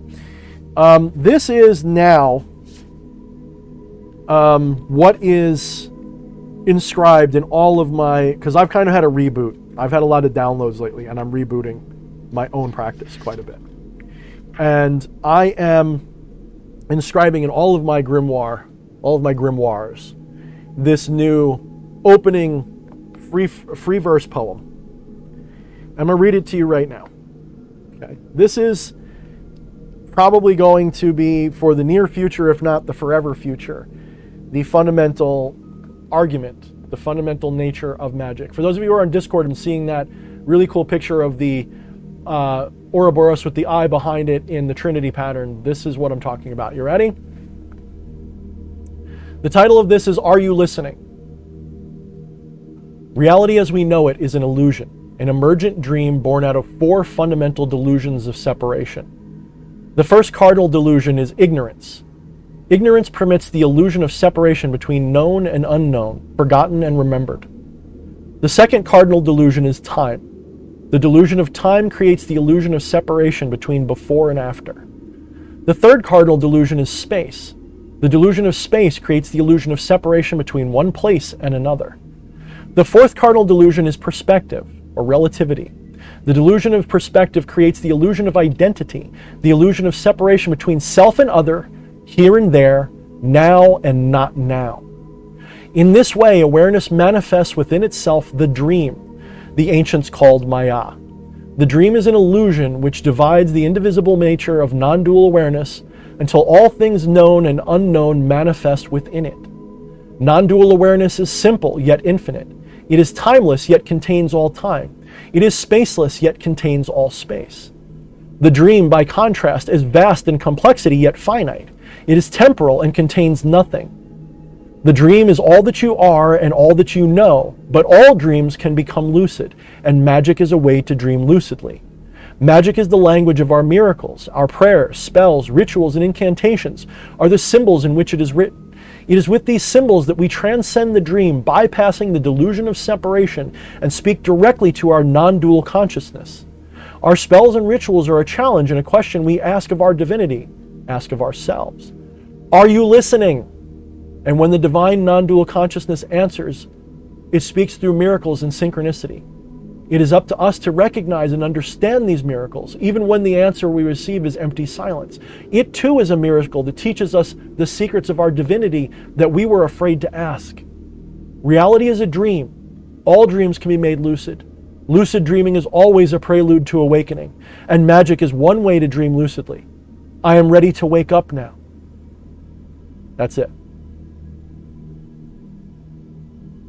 So hopefully that was as meaningful to you guys as it was for me. But the ultimate point here is the word ignorance.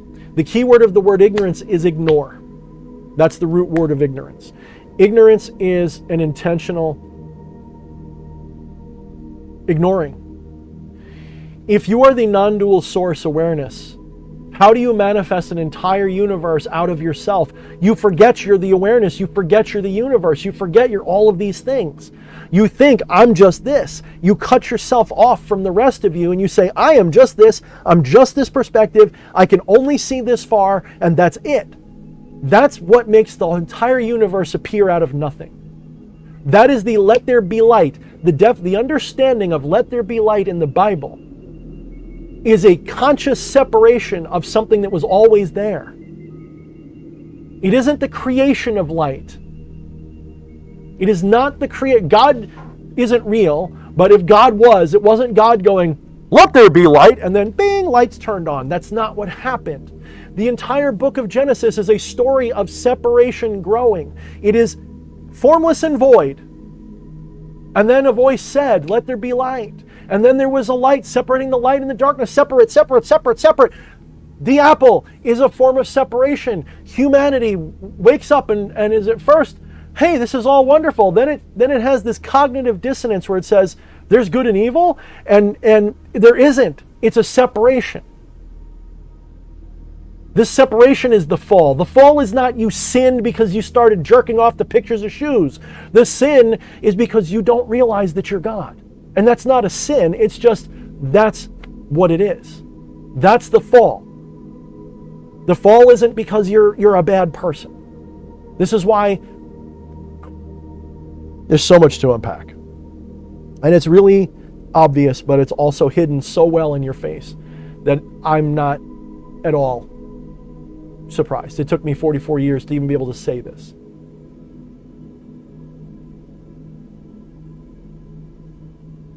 Nothing cannot become something. That is ontologically impossible. A not God cannot become a God. Although you could say it is a no thing becoming a something. That you can say.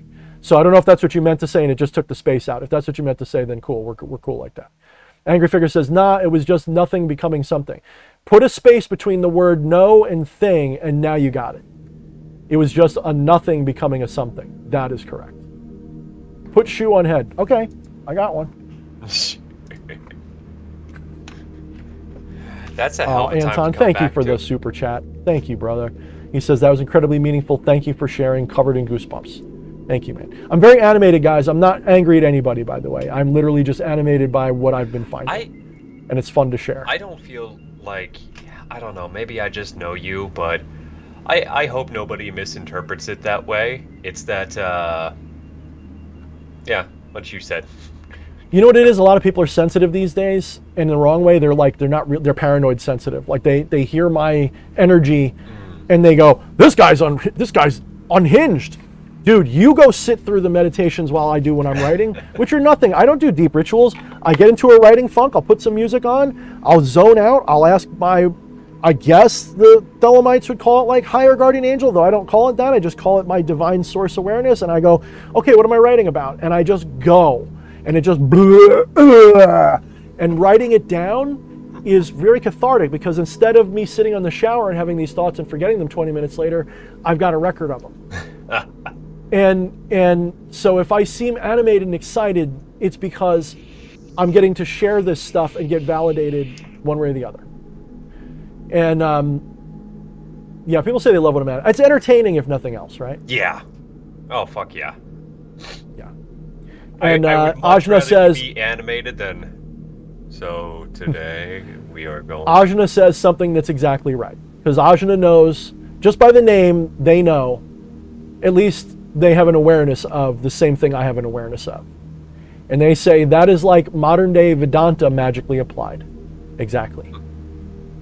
This is a left-hand approach, by the way, because if you look in the traditional cultures from which this comes, the Vedantic cultures, they're very right-hand path now. They weren't historically right-hand. If you look, they were not right-hand. That's a later development. That's actually part of the call it a conspiracy theory, a plot to take the reality and hide it from you by making it a morality issue. Magic is left hand because left hand has no taboos. Magic is a taboo in the right hand. Why? Why is magic a taboo in the right hand? Go look in any, I shouldn't say any, because there are definitely some right-handers that do kinds of magic. But when you look, most of them would tell you to disregard Siddhi, to disregard magic powers, to ignore them, and especially Buddhists, like really Zen Buddhists, they're just like, oh, well, we don't do magic. That's a waste of time. The thing I would want to retort to that with is, why are you afraid of being groovy, dude? Right? Be much cooler if you did. Magic is a double-edged... Okay, this is all from my book, so I gotta be careful. I don't want to say too much because I eventually want to make money on releasing this. But the information's free. It's the procedure of obtaining it that isn't. All practices are double-edged swords. So when someone says, oh, I'm going to be a Zen Buddhist and go meditate my brains out and become aware of my non-dual self and have a ego disillusionment. Then they go to a temple and they spend the next 40 years and they become addicted to the meditation. The meditation becomes the point of it instead of the thing that is really easy to see. It sounds kind of like choosing a couple trees to focus on really hard and ignoring all of it. Yeah. Exactly. Very much like that. People get obsessed. So yoga being another good example. How many people contact me, Thorne, how do you raise Kundalini? I mean, that's an esoteric practice. But that's not how you become enlightened. That's not how you actually achieve samadhi. That is not necessary at all whatsoever. People get hung up on the practices, thinking the practice is the point. There's a Zen proverb that is very good with this. It says, when you go to someone's house and you knock on the door, you pick up a brick and you knock on the door. And when they open the door, you don't bring it in with you. You put it down on the outside of the building, right? So people make this big fuss about the practices and they get hung up on the practices as if those are the point. So what is magic then? Magic is another practice. Just like meditation, just like yoga, just like all of these things. It is a way for you to become aware that you're doing all of this. People are, this is, I think, my calling here. I think this is why I'm here. Maybe not like I'm fated. I mean, this is my drive. This is what just keeps me up at night like a demon possessed writing this shit. Because I look out across this landscape of broken misfit toys, and every one of you has within you a spark of awareness that's ready to wake up. Every one of you is hearing what I'm saying and going, wow, this is so deep and big. You're all ready to wake up to this basic thing. But you have been indoctrinated by something nefarious, and it is nefarious at least to your position. It is the spider catching you in its web. The powers that be do not want you to know your true power. Now here's your true power. You are already omniscient, omnipotent, and omnipresent. You are already that. You are just ignorant of it. You think that being omniscient, omnipresent, and omnipotent means that you should be able to make that candle just levitate and fly around. No. What you don't realize is you're already omnipotent, omniscient, and omnipotent, and that candle is as it is because that is how you made it. You put that candle there, right there. You did that. Already did that. So the part of you that says, I want to make it float around, that's just part of the delusion. That's part of the ignorance. Because in the aggregate, it does what it's supposed to do. It does nothing, really. But the nefarious thing here is the powers that be do not want you to know that you are this infinite, omniscient, timeless, omnipotent, omnipresent thing that they also are. They know they are. Look up the mystery schools. Look up what they were teaching themselves. Look up their initiatory practices where they had to die and be reborn, taking various psychedelic compounds so that they would have an ego dissolution, have the experience of death, and come back. They found out, they fucked around and found out that they're God. And when they come back down after that initiation, well, they keep it secret. And for good reason in many cases.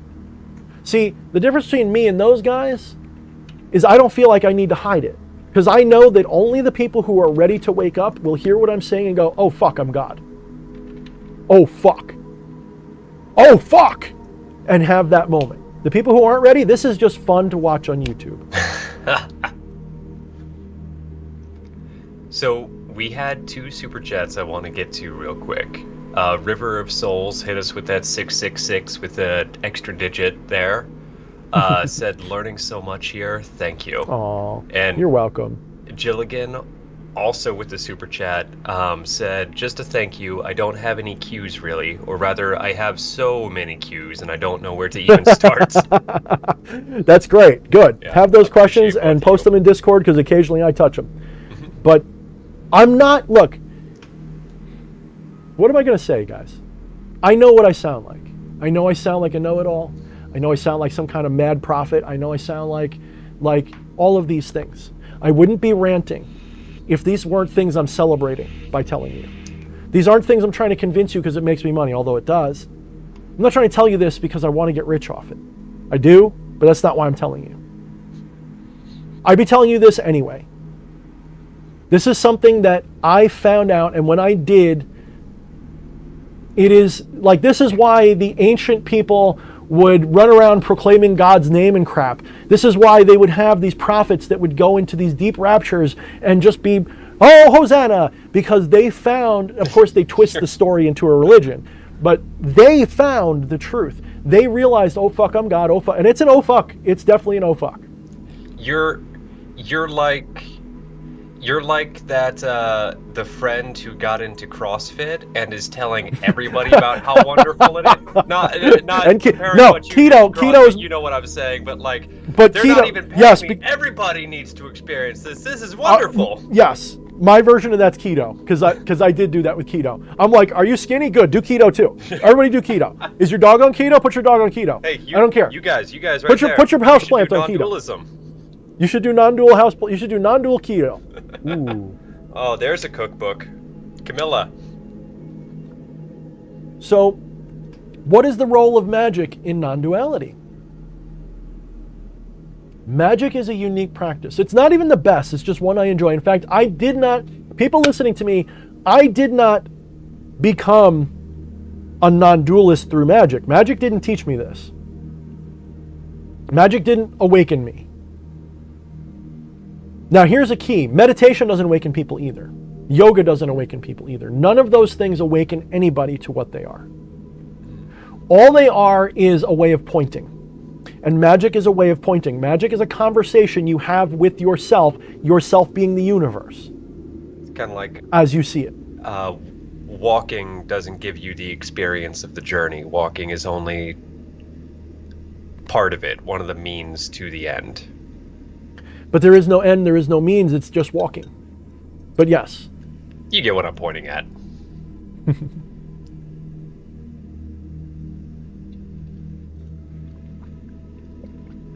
Again, there's no results. The idea that there's results hinges on the idea that you believe in time, space, and relativity and ignorance as being real, but they're not.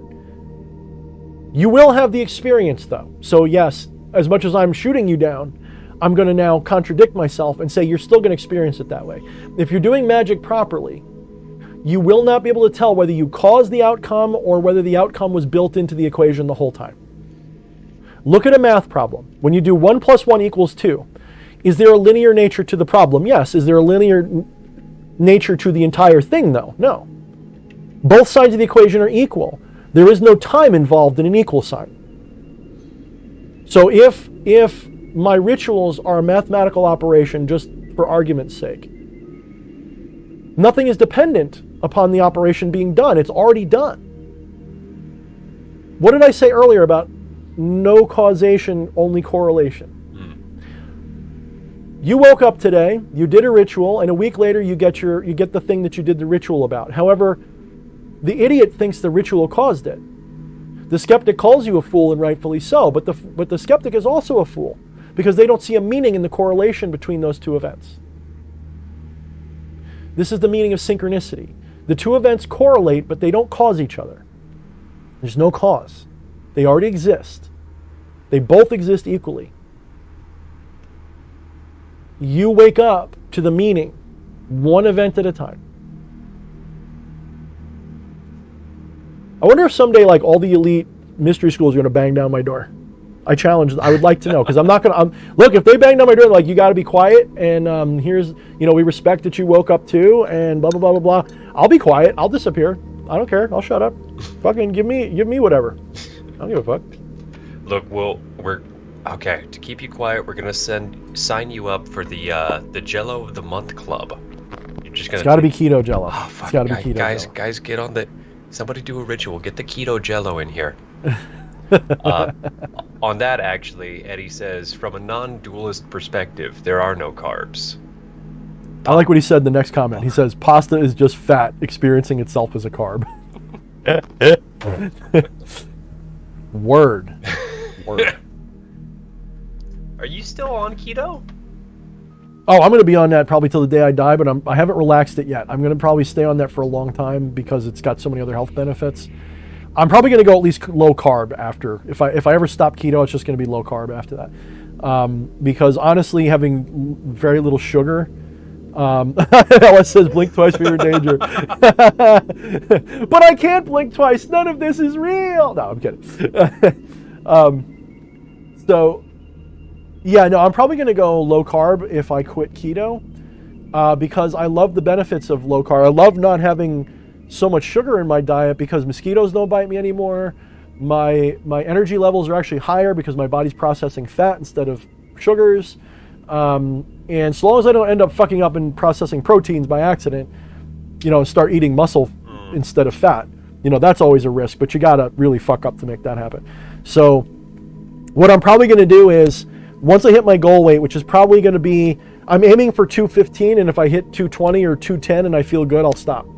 Wherever I feel good around 215 is where I'm going to stop. I probably will hit 220 and then just go to the gym and just bulk up at that point with weight training. But we'll see if I do that. I'm going to be like, what's his name? Enoch Petroselli. I got to get him on too. We actually started talking to him. I want to get him on the show at some point. Muscle bound motherfucker that he is. I like him. He's a cool guy. Yeah, so I'll probably, once I hit my goal weight, I'll probably relax on the keto a little bit and go into some kind of low carb where I can still cheat, but I'm never going to have, for sweeteners, I'm starting to emphasize stevias and monk fruits and shit like that. And fuck sugar. Fuck all that. I'll start having carbs and starches, but like rice, potatoes, fried chicken, pasta from time, but I'm not going to have, I'm gonna make sure that very little actual sugar touches my soul, very little, and stick with those other sweeteners that I've learned to like just as much. Like I've learned to like stevia just as much as, I wish I could be as like real you sugar. in that regard. It takes time. You gotta. I know you're right, but man, give it to me undiluted. Jill Quain says, I've always heard that mosquitoes bite you based on your blood type. I'm not sure about the blood type, but definitely blood sugar plays a role. If you're alone, it doesn't matter what your blood sugar is, they'll probably bite you. But if you're in you're in a group of people and you've got carb eaters and you've got a non-carb eater, the mosquitoes will generally fly past the non-carb eater and go to the carb guy because the blood has more of the energy that they want. They have taste. The mosquitoes aren't on keto. But because you are a carb eater, by definition as a vegan, you're pretty much, I'm sure you can do a no-carb version of keto, of vegan. Yeah, if you want to be the worst fucking dinner guest ever. Yeah, that's pretty much what can you eat. You can eat cauliflower and cabbage and lettuce and no cheese. What can you fucking have? Nothing. You can have nothing. If you come to my house and go, I'm a keto vegan, I go, so you're starving to death in my house? That's fine. No disrespect, but you're going to starve to death. I got water. I don't know what to do for you. I got some lettuce. Yeah, but since you're so heavy vegan, I forget if you're entirely vegan or pescatarian. I know. No. I stopped the vegan thing before you even met me. Right. I aim pescatarian, but I'll pretty much. It's easier just to put food in me and fuel the tank rather than be too picky. But I aim pescatarian. Yeah, so you're almost like someone who's Islamic and they're caught in a country or a place where there's no halal or kosher food for them to have, and in such a situation they can eat the stuff that they're not supposed to, up to a point. I wouldn't even say that. It's not that I avoid them by any sort of dogma or anything like that. It's just having avoided them for so long, I don't really have the taste for them anymore. Like, I can tolerate a hamburger or whatever, but I don't really enjoy it very much. Okay, no, I feel you, because, you know, honestly, like you were there saying is... about sugar. Yeah, there's actually a book that I used to love growing up. It's got 3 different titles, because there's actually 3 books, and the collection is called The Planet Pirates, or Sassenach, I forget which. I'm sure Eddie knows about it. It's an Elizabeth Moon and some other chick. Elizabeth Moon is the one who did the Dragon Riders of Pern books. But it's this cool sci-fi story about this chick named Sassenach in a futuristic story. Anyway, they're all vegetarian, vegan types, all of them. And I don't even think they eat fish, or maybe they do, but they don't eat regular meat. And they did this thing where they were like, oh, how can people eat meat? It tastes disgusting, right? And they did this thing where like, oh, well, if you live on a planet where there's sufficient sulfur in the atmosphere, the meat tastes better because your palate shifts to be blind to sulfur, at least up to a point anyway. And so if you're living in a place where there's like no sulfur in the atmosphere or whatever, or you don't eat meat enough, all meat starts to taste like rotten eggs a little bit on some level. I don't know if that's true, but I think there might be something to this. Because it's the volatile compounds, the methanes, the sulfurs, all that shit. We could always count on Eddie to get exactly what we're laying down, and this time Eddie says, I have no idea what you're talking about right now. That's a bold-faced lie. I know for a fact. He's as big an 80s type of giant nerd. He probably knows exactly what it is. He's just lying. I bet you we're going to look in Discord and there's going to be like the book cover, like with his hand around it. Anyway, maybe not. So, yeah, I mean, I totally get it, because I can say from experience, sugar now, although it still tastes good, I don't crave it really. I'm not going to say I don't walk past the candy machine and never go, oh, I could go for a classic bag of Skittles before they made it sour apple and the green was still lime. Oh, I could go for a Reese's Buttercup. Of course I could. But the fake sugars taste just as good to me now. I don't crave real sugar. I crave the fake sugars just like, I don't even say I crave. I mean, I'm satisfied with them. To the point where my tea is black tea, like no milk, with a squirt of these fake sugars in them. And everyone else is like, and I'm like, nah, that's good shit. So your taste does change. When you don't have a lot of carbs and sugars in your diet, your sense of sweetness elevates. So like I even eat like cauliflower and it tastes like fried rice or mashed potatoes to me now. Like it's become my new starch substitute. I'm sure I could tell the difference if you put them side by side, but I've forgotten what the other ones taste like. So long as I cook it right, like cauliflower, if you overcook it, like what most people consider overcooked, you make it mushy, man, you can just mash it up and make mashed potatoes. I can't tell the difference. A total tangent, but you know that Wyatt still doesn't get it. I was actually I mean with all love. I was actually going to get to that, but first, you know that picture that we love sharing a bunch of times? We Are the Universe Experiencing Itself with that dude covered in spaghetti? I just popped in to check on the Discord, and Eddie, it looks like, found, I'm not going to say a better version of that, but it's a fun one. You might like that. Posted in the I'm basically a carnivore by nature, Raul, so I don't actually eat well, honestly, on keto, there's not a lot of vegetables you can have. There's only a couple, like cauliflower, for example. So I'm actually a carnivore by nature, so I'm already like, I'm all about the fat, oil, protein already. Like, I'd be a great caveman, because I'm not saying I take the healthiest poops with the lack of fiber that we're talking about, but I will say that I am naturally a carnivore by nature. To me, a meal is not a meal without meat in it until recently. Now I've gotten so that as long as I'm getting the right oil contents, fat content, I'm happy. I don't need meat. I'm actually fine. Like, there was once upon a time, if you handed me a bowl of cauliflower, I'd punch you dead in your eye and be like, get the fuck out of my house. Like, if that was dinner, I'd hate your guts. But now if you hand me a bowl of cauliflower with some cheese in it, I'm like, that's it. I'm good. I don't need anything else. I'm good with that. So Wyatt, what you're talking about faith, I need you to step back a minute.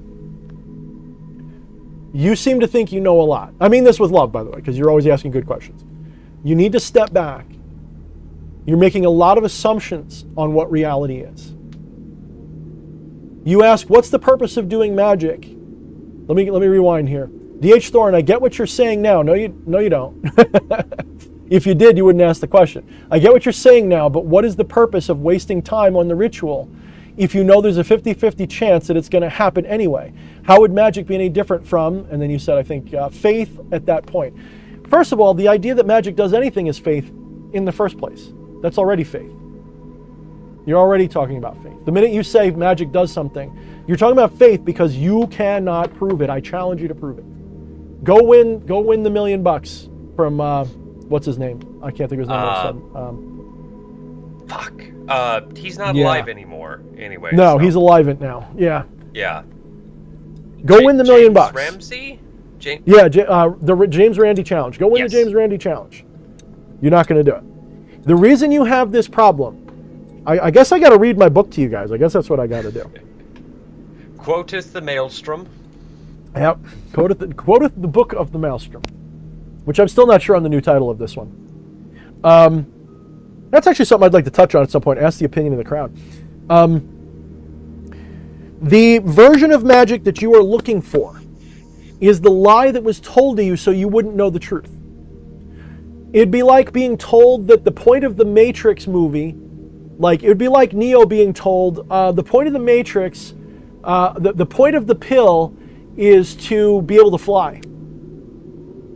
Okay, so that'd be like Morpheus coming to Neo and saying, if you take this pill, you'll be able to fly. And that's the point. That's not the point. The point is to wake up. Flying is just a side effect, if that. Because you might not ever go back in. So you are approaching this and you're hunting after the false promise that was put in front of you by the people who do know what this is. The mystery schools, I've got a book here that I recommend to everybody. I started reading it, I'm only about 2 chapters in. Everybody snapshot this real quick, look at the screen.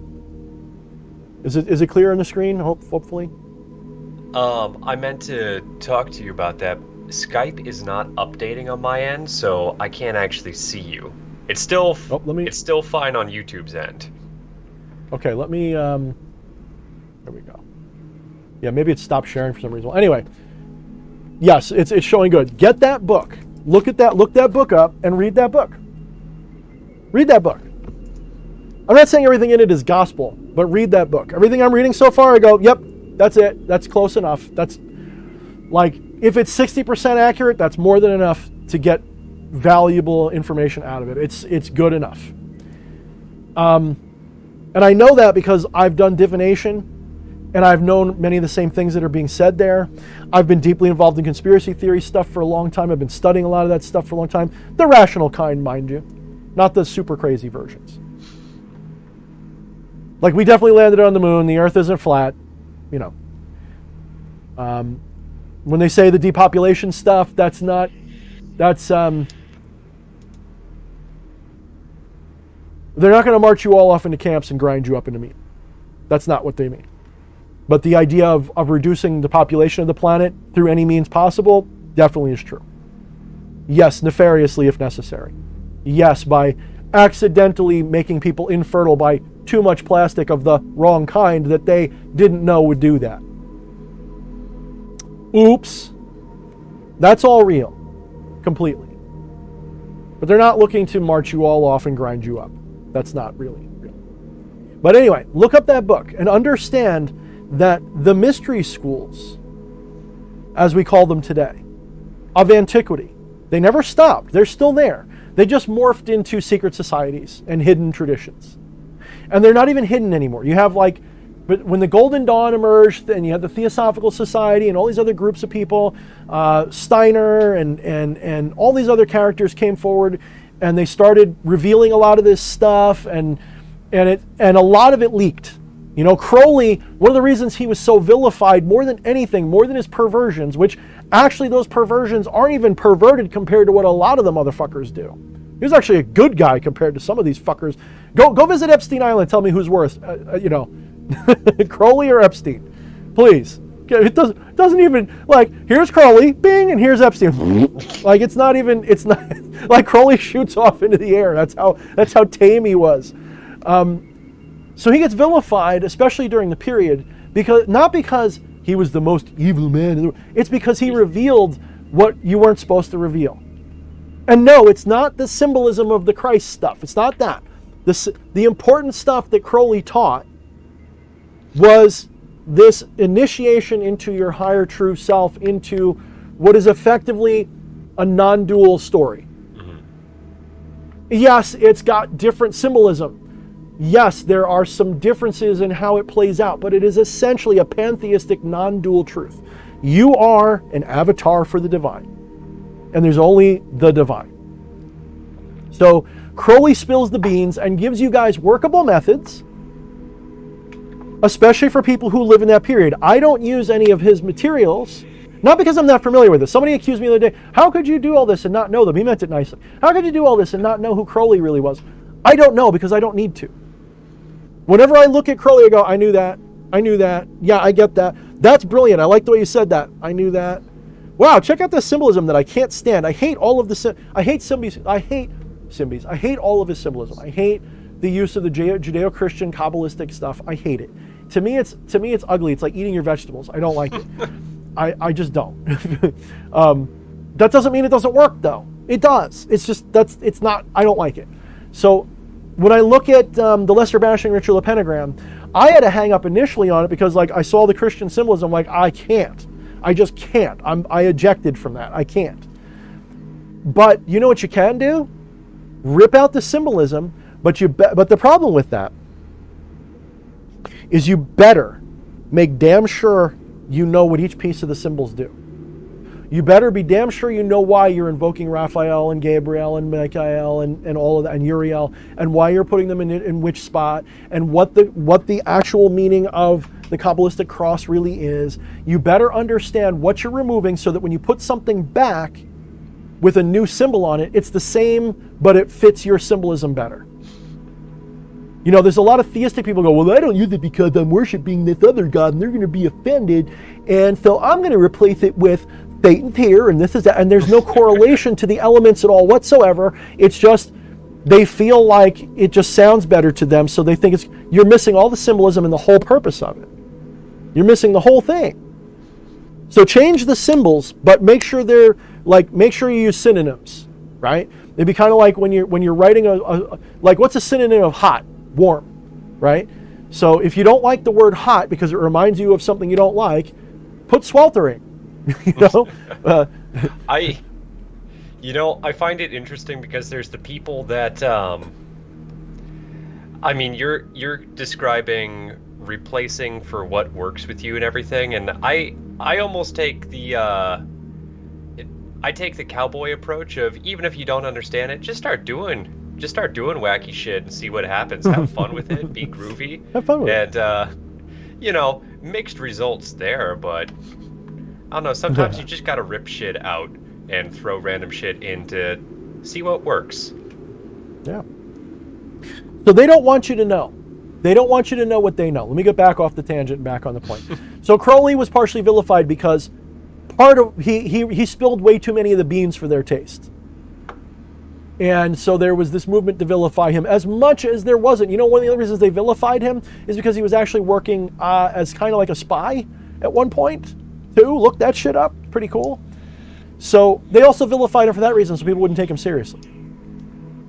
On some level, there was part of it. I'm not saying that was all of it. I'm sure there's a lot more to it than that. I'm sure I'm glazing over a lot. I'm sure there's somebody who's a Crowleyite that knows all about this, that is going to school me and house me up and down, left and right, and is going to make me look like an idiot.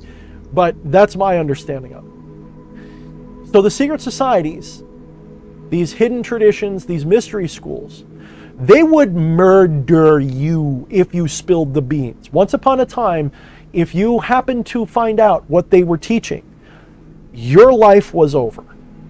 If you were not part of their school, if you were not accepted, if you were not indoctrinated into them, if you weren't part of their... So Eddie and Fleshy, both give me a high five for Dune reference. Dune pretty much makes this clear with the Bene Gesserits and the Mentats. They're mystery schools. They're just super futuristic mystery schools. Okay. And they're doing exactly what the ancient mystery schools were doing. They were trying to create the Kwisatz Haderach, the super being who was what? Omniscient. And if you're omniscient, I bet you nobody's going to guess what I'm about to say. If you're omniscient, then by definition, you're also omnipresent and omnipotent. If you're omniscient, that means you know everything. And in order to know everything, you have to be the one who does everything and the one who is everywhere. It's the only way you can be omniscient. The only way you can be omnipotent is if you're omnipresent and omniscient. Because if you're the one doing everything, you're aware of everything and you are everywhere. And if you're omnipresent, that means you're in all things that are done and you know everything that is done. So as soon as you're one, you're all three. You are a God being. You're a living God. So Dune is kind of a story. Yes, and the guild. Exactly. The guild was a different... So the guild, I guess, would be... I don't know. Let me see if I get this right. You tell me if I'm wrong. I feel like the Mentats would be the Pythagoreans. The guild would be maybe the Hermeticists. And the Bene Gesserits would be the yogis. Because the Bene Gesserits use Bindu Prana, Bindu, blah, blah, blah, blah, blah, yoga shit that makes them have their abilities. So I'm just gonna nod my head and go, okay, that sounds good. I'm not well versed enough on any of that comment. I could be wrong. Maybe because he's saying the guild were the math nerds. I don't think the guild were the math nerds because they were very much about precognition, not really about math. The Mentats were about the math, right? They're the living computers. I think they're the Pythagoreans, and the guild is more. I don't know. This is high nerd talk. We'll just skip that. So. Whatever Eddie says, I don't necessarily agree, but I love. So whatever you say in Eddie is good. All right, so anyway, the mystery schools of antiquity were doing the same thing that they're doing in Dune. They are creating the Kwisatz Haderach, the super being, the Ubermensch, the Nephilim, the Nephilim. They are initiating people into their true nature as divinity.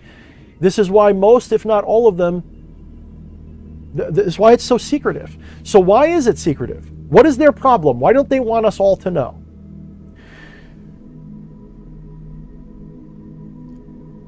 Hey, Flesh. Yeah. If you knew and believed that you were God, would you put up with any of the bullshit going on and just do what you're told? No. I might... Would you, if you knew that you could transcend... That doesn't mean change. Learn the definition of transcend. If you knew you could transcend this world and that it didn't matter what happened to this body, that it's all good in that laid back Zen kind of way, could they manipulate you anymore? Look at the Zen people. Look at the Shaolin temples and shit. They were the, I don't give a fuck religion. They're very much like, you want to burn all our temples down? We will fight you, but we're not going to suffer it. You're not going to push us in this way. You're just going to, you kill us, that's that. What happened recently when I think there was some old Buddhist temples that were somewhere in the Middle East and they were dynamited and everyone's like, stop this travesty, the poor Buddhists. And the Buddhists are like, that shit don't matter. Go blow it up. That's fine. It's like, didn't even, no Jimmy was rustled that day. It's like I love those stories of the artists who just pour all of the creative energy on this wonderful piece of work and then just immediately tear it up and throw it in the ocean because it does not matter. It happened. It doesn't matter. One of the most powerful offerings you give to a spirit, besides like invoking them with an offering, make them something, show it to no one, and burn it for them. Something magnificent, something of high quality. There is a Buddhist, I'm not even sure if it's really Buddhist. There's a Nepalese, Tibetan, Buddhist, probably Indian, I'm not sure exactly. Look up mandalas. They're made out of little colored grains of sand, and they'll spend months, weeks, whatever, building this thing out of little grains of sand, making this beautiful art. And then the moment it is done, I mean, the last grain of sand hits, and someone goes, "That's beautiful." They go, "Whoosh," and it's gone. They blow it away instantly. It celebrates the impermanence. It teaches non-attachment. It is one of the most beautiful rituals that exist, in my opinion. It is up there It is up there. It is one of the most beautiful. People who see the world that way, you can't fuck with, really. They tune out. They say, go ahead. This is why they're allowed to persist, by the way, because they don't seek to change the world either. So these hidden masters, as I call them, the ones who have ascended, know that they're God, but still play the game really hard and still want to make the world shape a certain way, they let these guys go because they don't mean anything. They're like, yeah, I know I'm God. You want to burn the world? Go ahead. Doesn't matter. I'm still going to be in my temple zenning out. It's cool. Just don't come for me. Like, you come to my temple to kill me, I'll fight back because that's my nature. But I'm not gonna stop you. To reference the Matrix again, it's just like the Oracle when Agent Smith appears, third movie. Like, I'm here. Yeah.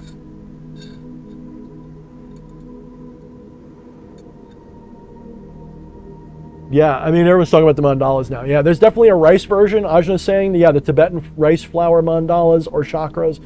And Eddie's talking about the big Tibetan initiation is done with sand mandalas. Same as the Zen rock garden. Yes, very good point. Exactly the same concept. It's impermanent. I mean, they're always in motion. If you ever look at a Zen rock garden, if it does stay that way, it's always changed by the next day. At least it's supposed to be.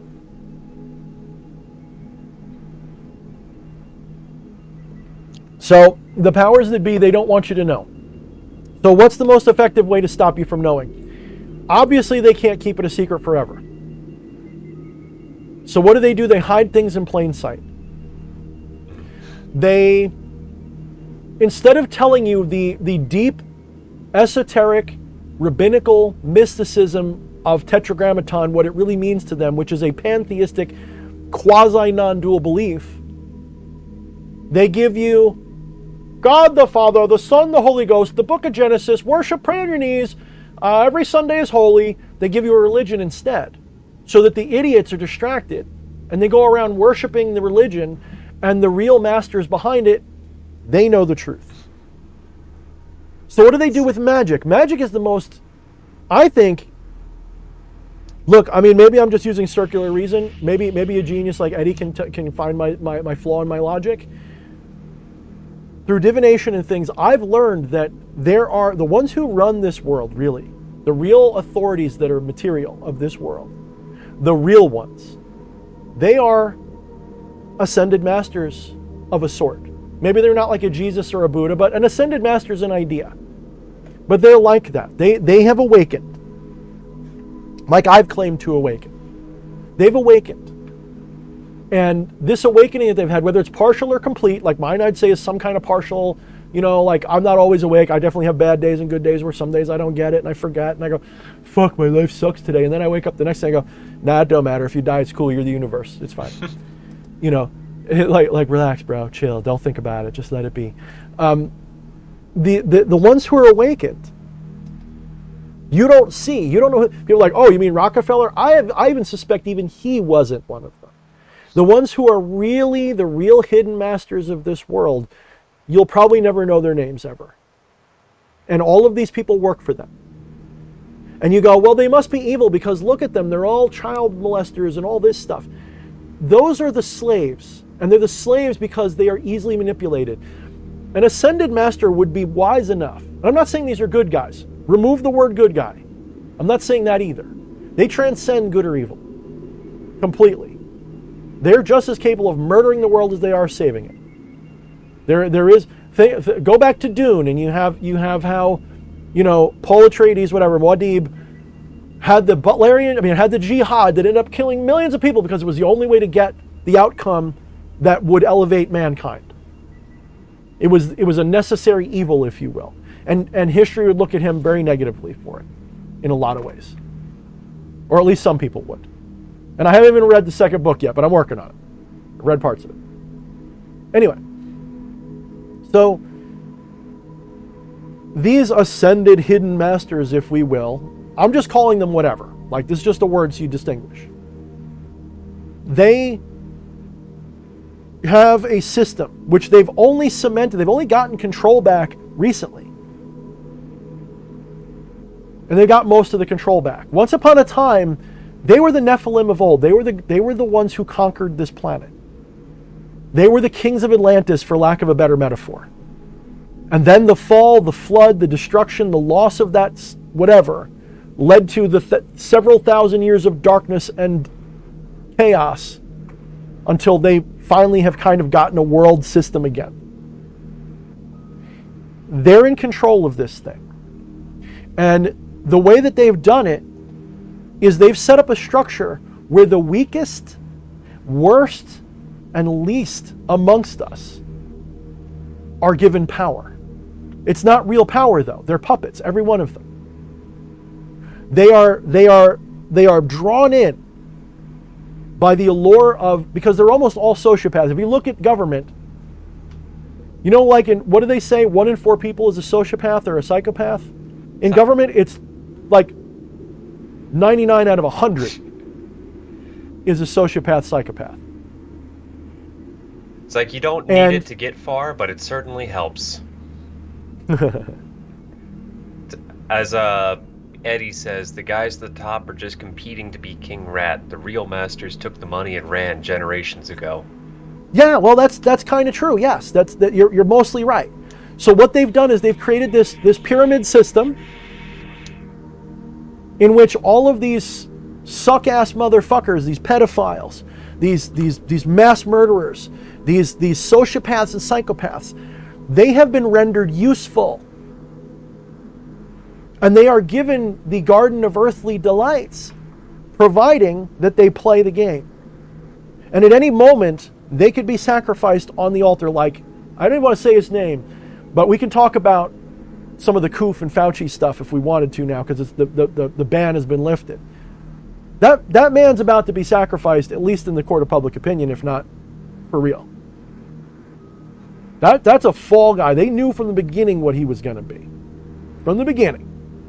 You can see it in his dead ass eyes. I can read eyes. I look at somebody and I go, okay, that guy's a fuck. I know it sounds like really rude to do. It's not like, it's nothing biological. You can see when someone's a fuck. His eyes are dead. He's owned. His soul, so to speak, is gone. So he's been given a very, very, very, very lavish existence because someday he would be a sacrifice to their cause. And he knows that. Look at everybody in government. Look at their eyes. They're all soulless. They're all dead. Because they all serve. They're given all of the delights that they want, all the perversions they want. They have no ethics. That's because if they had ethics, they couldn't do their job. They steer... Now, if we're trapped in the delusion of good and evil, if you're trapped in the delusion of good and evil, you look at those people and go, that's horrible, we shouldn't allow it. If you understand the proper higher dimensional understanding of what's going on, what is chaos on one level is order on the next. To the fly, the spider is a monster. To the forest, the spider is a necessary feature. If we didn't have spiders, there'd be too many flies. What is chaos and horror down here is order and glory up here. What is order and glory up here is chaos and hell, and is glory and order higher up. This is the nature of the hierarchy of vibrational reality. And when you get to the pinnacle, it's just all glory all the way down. They know this. So they don't mind. Someone said if they greenlit 9/11, you're damn right. It's beyond greenlighting 9/11. It's beyond greenlighting Wuhan labs. It's beyond greenlighting any of that. It's so far beyond that it's not even, it won't even compute. And I'm only awakening to what I believe is going on now, and it's like, I got to take a minute. Are they good guys? No. They're not bad guys, though, either.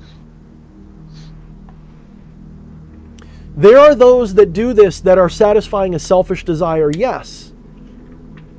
Yes, ultimately it's all selfish. There are some of them who I am sure are what we would call evil. They're doing this whole thing so that they can be set up as God kings. I don't doubt it. But then the way they see it is they're uplifting mankind in the process because they know something most of you won't accept. You'll accept it when you read a biology book. You'll accept it when you go to the zoo and they talk about ecosystems and the food chain, but you won't accept it for humanity. You won't accept that it is our destiny to die, to go extinct. Going extinct doesn't mean you failed. It just means that you're extinct. If humanity goes extinct, so long as one of our offspring keeps going, so Homo sapiens sapiens can go extinct, so long as Homo sapien erectus Google laptop brain continues, then it was a successful thing. The fate of mankind is to fail. We're not the end of the game. And if you are... transcend mankind. You have to... Yes, the singularity, if you will. And that is just the beginning, too. Oh, boy, when you wake up to this, when you realize the good and evil shit is nonsense, you still, on this level of reality, we live with it. I still act like a good guy. I'm not trying to hurt anybody. I don't want to hurt anybody. I don't believe in that. I don't like... But I also know I'm not attached to it. I'm not attached to the good guy. I'm not here to save the fucking world. I'm just here to be an observer. Because I already know what I am. I don't care. I don't need to... So long as I get to play this game like they do, because that's what I'm doing. I'm playing the game just like they do. It's just, I play with nickels and dimes. They play with billions of dollars in whole countries. And when this is said and done, they believe, and I don't know whether you know, I'm not, like, I get sticky here because I don't know exactly how to phrase this, because a part of me is rebellious against it, but a part of me sees that I might not understand. I might not understand the biggest picture that I'm missing. I'm the fly caught in the spider's web, so of course I'm going to resist. It's my nature to resist. I'm going to struggle. But I need to be eaten eventually. I'm not going to live forever as a body. This body's not going to live forever. So if I'm attached to this life and this system of circumstance, I haven't learned anything. If I'm attached to this, that means I'm denying my true nature as the universe, as it. If I'm attached to this, oh, I can't lose this body in my life, then I'm not really enlightened. I'm not really aware. I'm not really awake. And sometimes I'm not. Sometimes I go, fuck, I don't want to live in a world where humanity's enslaved to this and that. Then my more Zen nature kicks in and I'm just like, nah, it'll be fine. It'll be fine. Not because they won't do it, but because it'll be fine.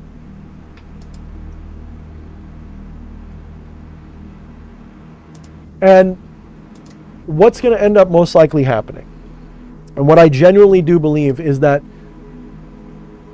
what we would call evil is down here. To them, they see it as a crucible that's uplifting mankind. They are ushering us into the singularity, kicking and screaming whether we want it or not, and that's going to mean most of us aren't going to go. Not that we should have to. Do we lament the dinosaurs and say those poor things for dying out, or we go, wow, they were fucking cool? Think about it. That's your fate. On a long enough timeline, humanity's gone. Whether you believe we evolve into something else and go extinct that way, or go extinct because we get hit by an asteroid, humanity is not going to be here forever. Mm. And if we do evolve into something else, most of us, our generations... So here's a way to think of it.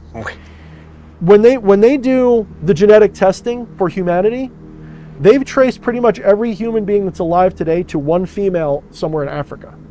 Do you know what that means? I want you to think about this very carefully. One female... We were almost weren't. One female is the origin of everybody. Do you realize what that means? All the others that were around that female died and didn't prosper. Their offspring didn't make it.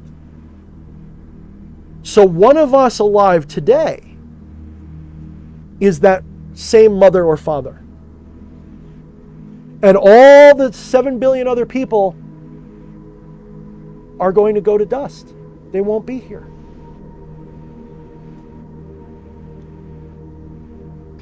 That's actually also part of, I believe, the Dune thing with the Kwisatz Haderach and the genetic memory too, by the way. Because there is that one tree in which all memory would be stored in their genetic memory idea. Theoretically, Paul Atreides could be that one woman going back far enough in the racial memory. So think on this as you're sitting here railing against the coming night. You're going, I don't want to go into this. You are not gonna see that distant horizon anyway. So it is in your nature to rebel and fight back, and you should with all of your might. Because if you don't, I made that video a long time ago, about a month ago, about slapping the fly. Like if you get a fly on your arm, you should slap it. And you should slap it with all your might and as much speed as you can, because if you don't, what happens? Eventually flies become slower and weaker and they become easier prey. And if you don't slap at it, eventually you get more sick and more ill and more. Compassion is false if it's like that. That's false compassion if you go, I wouldn't hurt a fly. You better hurt the fly. If it's your nature to do so, I mean. Obviously, if it's not, you don't do it. So we need to, as much as I'm saying, zen out with it and go, it don't matter. Those same Zen guys will kill your ass if you try to burn their temple down. Right? If you come for them, they're going to defend themselves, most likely. Yeah. Somebody was asking, let me find, have you ever researched Comte Saint-Germain Prince Rajas? Right. I know, I've heard of Saint Germain only because of that something, what was it, the Castlevania episode where he was the main character, one of the main characters, and then I looked him up. I'm like, wow, that motherfucker lived, like, knew all these languages and all this crazy shit and was said to be immortal. But no, other than that, no, I have no knowledge of it. No, just whatever's on some podcast somewhere that talked about it, that's all I know.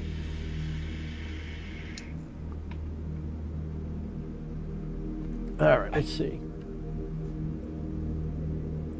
I appreciate you, Ajna, with the Tool reference.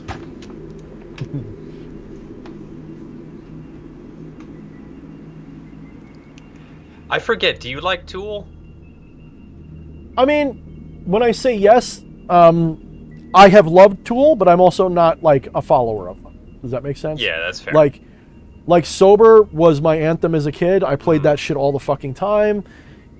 To me, it had nothing to do with booze, but I guess I don't know if it's supposed to or not. But I played that shit all the fucking time, and it was like Radiohead to me. There was something so driving about it that it was just like something deep in my soul was stirred when I'd hear that song every fucking time. It's like a cross between horror and rage, and a beautiful rage at the same time. It's great. And there are definitely Tool songs that I get down with for sure. Probably my favorite Tool things was, of course, Sober, but also Fay Up to Oaid, that sequence with the Art Bell call. Fucking the first time I heard that, my pants filled up with shit, and I had to go freaking change my pants because I was like, "What the fuck is this?" It's good shit. Yeah.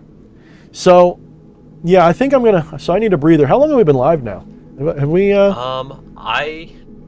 What time? I've been ranting a while. 3 Oh, we're hours. almost done. Oh yeah, we're almost done. All right. So let's see you again. Oh, you couldn't see me? Oh, what is going on? I guess only when it's open can you see me. I guess that's it. Yep, that must be. I'm sorry, dude. No wonder you've been like kind of feeling uncomfortable there. I could feel it, but I was like, oh. Yeah, it's hard to connect when I can't see your face going. It's like I don't know if you're looking at me or you're about to make another thought. Okay, I could see you again. It's easier to connect. So Steven Kosovic says, do you consume alcohol, DH? Not really. There was a time when I was, I guess in my youth, where I pretty much scratched that itch. But it wasn't, there's a lot of alcoholism in my family. So I never wanted to take the chance of becoming that guy. And I have a pretty high tolerance. So I generally drank everybody under the table, and people were like, "You don't even slur." I'm like, "I feel like I'm slurring, but whatever." Especially when I was overweight, like when I was 300 plus pounds, I could just an entire bottle of rum, a whole 2 liter, no problem. I was there for that one of those nights. That was scary. Not scary. Like, you know how some people. Not scary because you were acting drunk, but scary because you should have been acting drunk and you weren't. I know, I'm like an elf. I'm like an elf or a dwarf. It's like, yeah, don't bother me. Oh, that's a strong drink. Anyway, I should go drive now. Anton E says, need to give you a tip for that speech you just manifested. That will be remembered forever. Thank you, dude. I'm not sure which one, Anton, but I appreciate that. Hopefully, this is actually some of the stuff I just brought up to you guys is actually in my newer book. And I've actually been hesitating to leave it in or not. What do you guys think? Should I leave in that bit about the secret societies in there, or should I leave it just an instruction manual for magic? Which do you guys think? Because here's my point. That actually I didn't get to. I kept saying all this shit about what they're doing. I never got to the point. You know what? As a quick aside, I think it would make an interesting errata, like. Well, it's not an errata. It's actually part of the rationalization for what magic is. Okay. Because what they're trying to keep. So this is what I was trying to get at, and I'm sorry, guys. Read the book as a whole. Here's what I'm trying to get at. These secret societies have created this mythology of magic being this Harry Potter bullshit, so that all of you people, and you're all cool, but all of you people are barking up the wrong tree. Like when Wyatt's asking me, well, what's the point of ritual then if it doesn't do anything? That's because they've sold you on that Hollywood, Harry Potter, special effects, mechanical, cause and effect magic that breaks the laws of physics and gets what you want at the end of it. Now here's the fact, okay? I don't know how to explain to you. There's no language that encapsulates this that I'm aware of yet. I'm trying to figure out the argument and how to say it to you. Someone who's awakened knows what the fuck I'm talking about instantly. They go, oh yeah, I get it. Yeah, you don't really cause anything because everything you think is a cause and effect is actually one big thing that's a dream. It's already happened. It's already there. By the time you're aware of it, it's already done. And it's really your awareness moving through the directions of time and space with an ignorance, not realizing that it's all time and space at the same time. And so you have this reification and it becomes events. And so therefore you don't cause anything. All you can do is what I call paradigm gates is the only form of magic I accept. That is magic doing something that I accept. And that is you perform a ritual so that when the thing happens, there's a rational way to get there. It's an indirect way, but it's a rational way. I did a ritual and something weird happened. And that's like a paradigm gate. You go from this universe where the thing you want isn't there, and you go to the universe where it is there without any clear bridge in the middle, but there is like a winding path of events that you go, well, I can see how it rationally happened, but wow, what in a billion chance that was. Look at my life since 2018. Some schlub working at a nursery, getting paid minimum wage, well, a little bit more than that, but minimum wage for a family nursery, moving trees around, humping stuff, not respected for my mind whatsoever. And then I decided to get back into magic after having a non-dual awakening. I decided to get back into magic just for a fun, just for a lark, just actually to disprove it, make fun of it a little bit, maybe do some videos on it. And what ends up happening? I have Awakening Part 2. And next thing I fucking know, my whole life is turning into success and power. I feel like Damien, when Damien is being given all these things by all the cultists that know he's the son of that he's the Antichrist, and they're like, all for you, Damien. I feel like just all this shit, it's like wherever I walk, the flowers are opening up, and I'm like, well, this is really fucking weird. What the hell did I do? It's not because I did magic though. That's not why. It would have happened.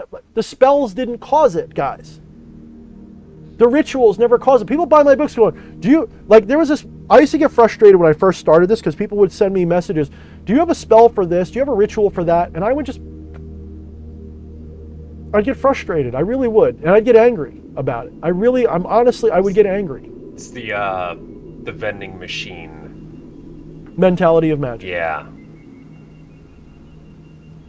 And yes, Jillian says, personally, I'd say drinking is much worse than weed. Dude, drinking is poison. Weed is medicine. You shouldn't overdo it, though. You're not supposed to take Percocet till you pop. But it's medicine, okay? Alcohol is not medicine. It's literally poison. There's nothing medicinal. The only thing it's good for is for disinfection. I think alcohol is horrible. I can't stand it. Anyway, so the powers that be, they have created this perception that magic is a bending of reality to get what you want, because so long as you're chasing that idiotic goose chase, you're never awakening to the fact that that you are the creator, you are the divine, you are the source, you are the non-dual awareness, that this reality is a dream, and all dreams can be lucid, and all you've got to do is recognize that you are already all-powerful, that you're already all of it. And when you do, you're inoculated to their bullshit instantly. You turn on the news and you go, well, Biden's fake, Fauci's fake, Trump's fake too, this is fake, that's all fake, they're manipulating you, that's great. You're all being manipulated, hi, have a nice day, I'm just going to go back to my life. And yes, the wolf may come to your door, and yes, the wolf may tear your throat out, but it's not your throat. It's just a remote control car you're driving around. Does the radio station lament when a radio gets broken? Does Z100 call you up and be like, dude, I'm so sorry to hear about your radio, man? No. We gotta get you a new one, bro. No. The radio don't matter. The station don't give a fuck. The radio signal don't care. You're the radio station. You're the radio signal. You're not the radio. You think you're the radio. That's why you're dumb. In a nice way, I mean that. When I say dumb, I mean that ignorance. That's why you're dumb. You're dumb to the fact that you're the whole show. They know this. They don't want you to know it. So my whole book that I'm writing is, what is the point of magic then? There's a very powerful point to it. It is a way for you to get into contact, to commune. Every time you do a ritual and there's a synchronistic miracle that follows, you have a window of going, did I do that? Or did that happen and I was simply part of it as an awareness? There's an opportunity for you to go, bing, I get it. Just like every time you enter a mindful state in Zen, it's exactly the same. When you do mindfulness in Zen, your mind is quieted down so that you can become aware of the awareness that is doing it all. So that you can be living fully in the moment without any distraction, because that's when you're actually engaged with reality the right way. That's when you're fully engaged. And when you're fully engaged, there's nowhere else for the awareness to hide, because the thoughts are silent, because the awareness hides behind thinking and thoughts and visions and all this shit. It hides behind that and says, oh, I'm that thought, and I'm that thought, and I'm that thought, and I'm that thought. It's none of those thoughts. Those thoughts are happening inside of it. So when you enter this mindful state, which usually is a state where obsessive habitual thinking is silenced, more or less, and you're fully invested in the moment, you're fully aware of your body and your environment, there's no separation between the dreamer and the dream anymore. There's nowhere else for the awareness to go. It can't hide behind anything. And it recognizes that all of this is happening within itself. And when that epiphany happens, you go, ha, ha, ha, ha, ha, ha. You almost always laugh. Laughter is almost always, or crying. Sometimes it's scary. I've actually realized that the downloads I've been having lately have been blowing my brain so far out of where it usually sits that I'm looking at the universe and going, wait a minute. Before, it was really kind of cool to think I'm the universe. That was really cool. It was like, look how big and powerful. But then I really thought about it. That's forever, dude. That's infinity. That's endless. I sometimes have this visual thought where I imagine a little nook, a little cranny under your car seat, this little dark space, this really small, you barely get your pinky in there. And imagine being confined in that for a lifetime. That's your world, is that little nook. If you are everything, you're that nook sometimes. You are that little space under a rock where a bug lives. Sometimes that's you. Sometimes you're that earthworm crawling through the soil. And on one hand, that's beautiful, but sometimes that's a little frightening. When you imagine you've got to go through all of that before you wake up, that's a little scary, because if you see it as a journey with a destination, it's hell. If you think about the idea that you've got to live every life that we'll ever live, and we're not even gonna go into the you could be rocks and shit. Let's just say whatever's alive, that as the non-dual awareness, your destiny is to live every life that has ever been and ever will be. Think for a moment how daunting that is. I think about it like, okay, here I am, D.H. Thorne, and I feel like I got it pretty figured out. I don't know everything. In fact, I feel like I don't know anything, but I feel like I open the door and I'm just crossed the threshold, and I see the big, beautiful mansion that is reality for what it is, and I'm like, ooh, what's in that room? What's in that room? What's over there? Imagine if my next incarnation is a squirrel or someone who doesn't fucking get it. And all I do is go, yo, you ever watched that Giants and Redskins game last night, Burger? Yeah, Burger, that was good shit. And that's my next life. Because I'm still attached to this idea of ascension and growth and evolution and getting bigger and stronger, that's a little terrifying to me. Totally telling you the truth here. People want sincerity, that's sincere. That's how I know I'm not some ascended master, because I still think like that. I still go, fuck, that would suck. It would suck to be someone who doesn't get it. Even though intellectually I know it wouldn't. To be that person, they're happy as shit. They don't know. But me, that would suck. Because I'm still fully invested and attached to this guy. Just real talk. That's how you know I am telling you the truth. Because I'm not afraid to tell you that. If I was afraid to tell you the truth, I'd be like, I am an ascended master, and I know where I don't care about this at all whatsoever. Like I said, sometimes I do, sometimes I don't. I'm like flickering in and out. You know? I flicker in and out of non-dual awareness and idiot. And when I'm fully invested in that God mind, I'm a machine. When I'm not, I'm just an idiot with a YouTube channel. And a wife and shit that pisses me off, and a new world order coming to take us all away. I all that shit.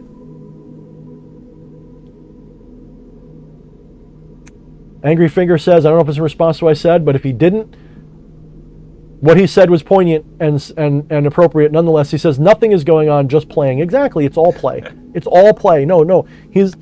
If someone wanted to ask me, why is the universe here, it's play. In response to something I said, but yeah, no, it fits here.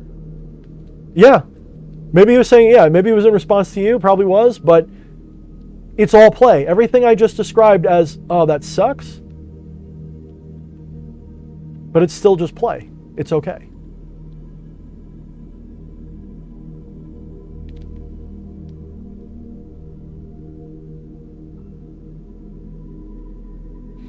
So Jack the Giant Killer says, the reasoning is a bit loose in your philosophy, DH, but a good papa. I don't read that as a criticism. I think he's saying something nice. One thing I'll say is that none of what I'm doing is a product of philosophy. That is to say, non-dualism is not an argument. I want to make this very clear. What I'm telling you is not an argument. And when I mean that, I don't mean like, oh, I don't want to argue with you. I respect your view. No, I mean non-dualism is not an argument which you can become convinced. You cannot become aware of the non-dual truth by way of any rationality, by any philosophy whatsoever. There is no language, there is no argument that can prove it, there is none of that. There are only things we can do to describe it to those who haven't experienced it. If you are a proper non-dualist, when I say proper, I don't mean like superior, inferior, but I mean if you are truly a non-dualist, it means you've experienced the non-dual truth firsthand. You cannot unsee that. The way I say it in my book, another lingo I used or whatever I put in there says, you cannot be talked out of sight any more than you can be talked into seeing. Fleshy, if you were blind, could I talk you into being able to see? No. No. It's like walking in and seeing your seeing your parents do the horizontal mambo, and suddenly you just can't unsee it. It forever Yep. takes a new perspective. Yep. So, if I can't talk you into being able to see, I can't talk you into being blind either. When someone arrives, I've never heard, and I'm sure there's some people who claim they have, and I'm not making a no true Scotsman fallacy. I know it's going to sound like that to the uninitiated, but people who have had a proper non-dual experience, they never go back. You will never find someone who has had the collapse of subjective and objective ego dissolution. You're never going to have that person go, non-duality is bullshit, it's all materialism. Never going to happen. They can never be argued out of it. It is impossible. The closest you can get is hit them on the head so they forget they had the experience. That's the closest you can get. Only then can such a person. They have to completely, poof, who am I? Then yes. Yes, then it can happen.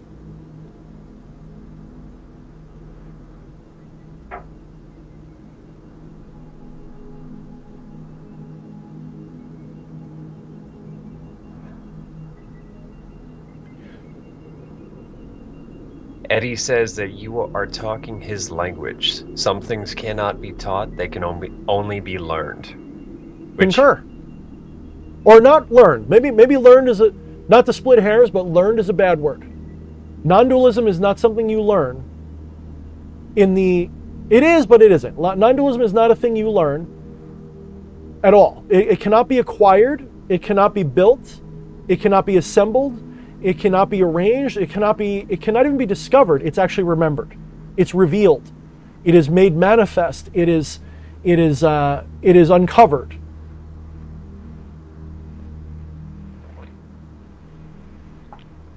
So you can't be, like you just said, you're almost, you got it. It's just a linguistic thing, is what I'm saying. It's I wouldn't call it learned. Something cannot be taught. Some things cannot be taught. They can only be experienced, is maybe the better way to put it. Which I feel like, I know I've said this before, but I feel like a lot of the, some of what we do on these streams and a lot of the historic magic teachings, I feel like you're not actually going to learn the thing by burning the candle isn't going to bring you the enlightenment or anything. It's all pointing you towards, if you go and do this, it will help you walk to the path where you have the opportunity to have the experience. I think your analogy's sound because it sounds like you're saying, I can lead a horse to water, but I can't make it drink. You can do all the practices till you're blue in the face and never wake up completely. I wish I knew then some of the things that I know now. I can only imagine if I had realized this in my 20s or in my teens, I might be a monster. I mean that. I might be a monster. Maybe I only found out now because now I've got however many years left in my life. I actually had a vision recently. And it was kind of a revelation. It was, I almost shouldn't say it, but maybe by saying it, I'm dismissing it. Maybe I'm dispersing it. It was not a direct statement. It wasn't a vision. It was a sudden understanding that my time is soon. Whether that means 20 years or a year, I don't know. And I felt like what was important wasn't that I was told that, but it was how I reacted to it. And I didn't react to it with any remorse or fear. I said, so that's that. Okay.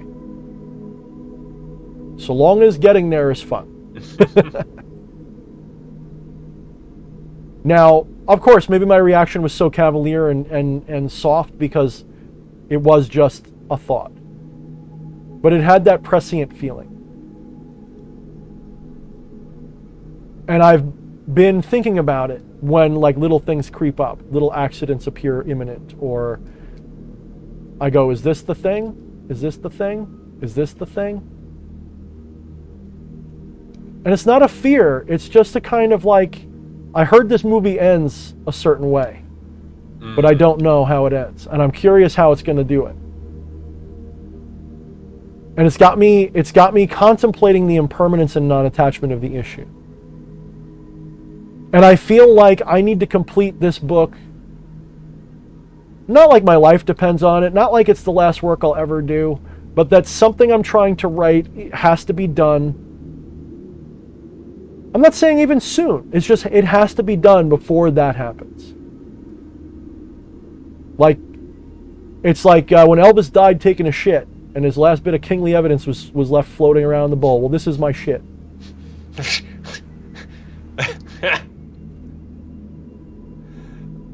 I think it's going to be, I think it's going to be better shit than Elvis left, though. Yeah. I like that comparison to the movie, by the way. Hold on, I'm reading things.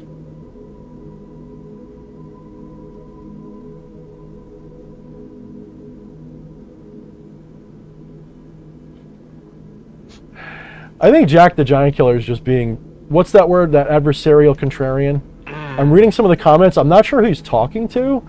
I think he's responding to things I'm saying, and he's saying like these, no, that is improper reason is your language. Opposites are not the same thing. How do you figure that? I am OTA. Okay.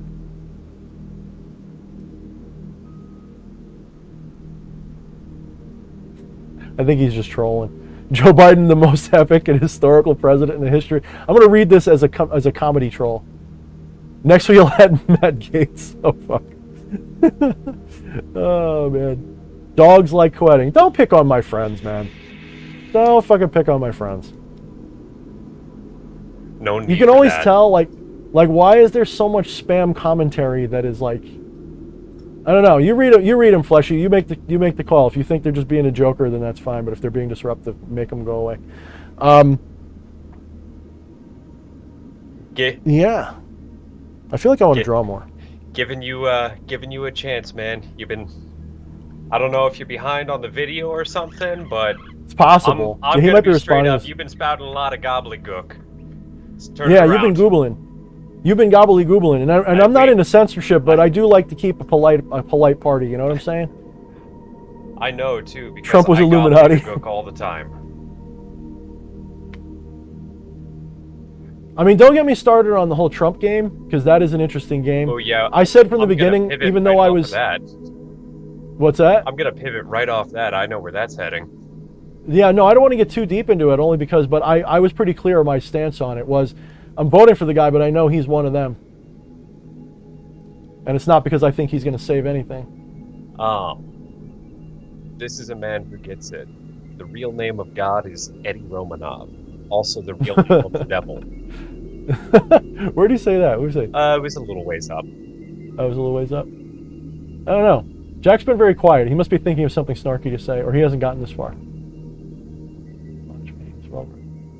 I mean, in the end, Eddie, in the end, like, I'm hoping that I'm going to be in an old folks' home, and people are just be like, who's that crazy fucker at the end of the hall with, like, rattling his fucking cane at everybody going, I'm God, motherfuckers! Like, I'm really looking forward to that. Oh, I already do that to people I know, and let me tell you, it has gained me so many friends.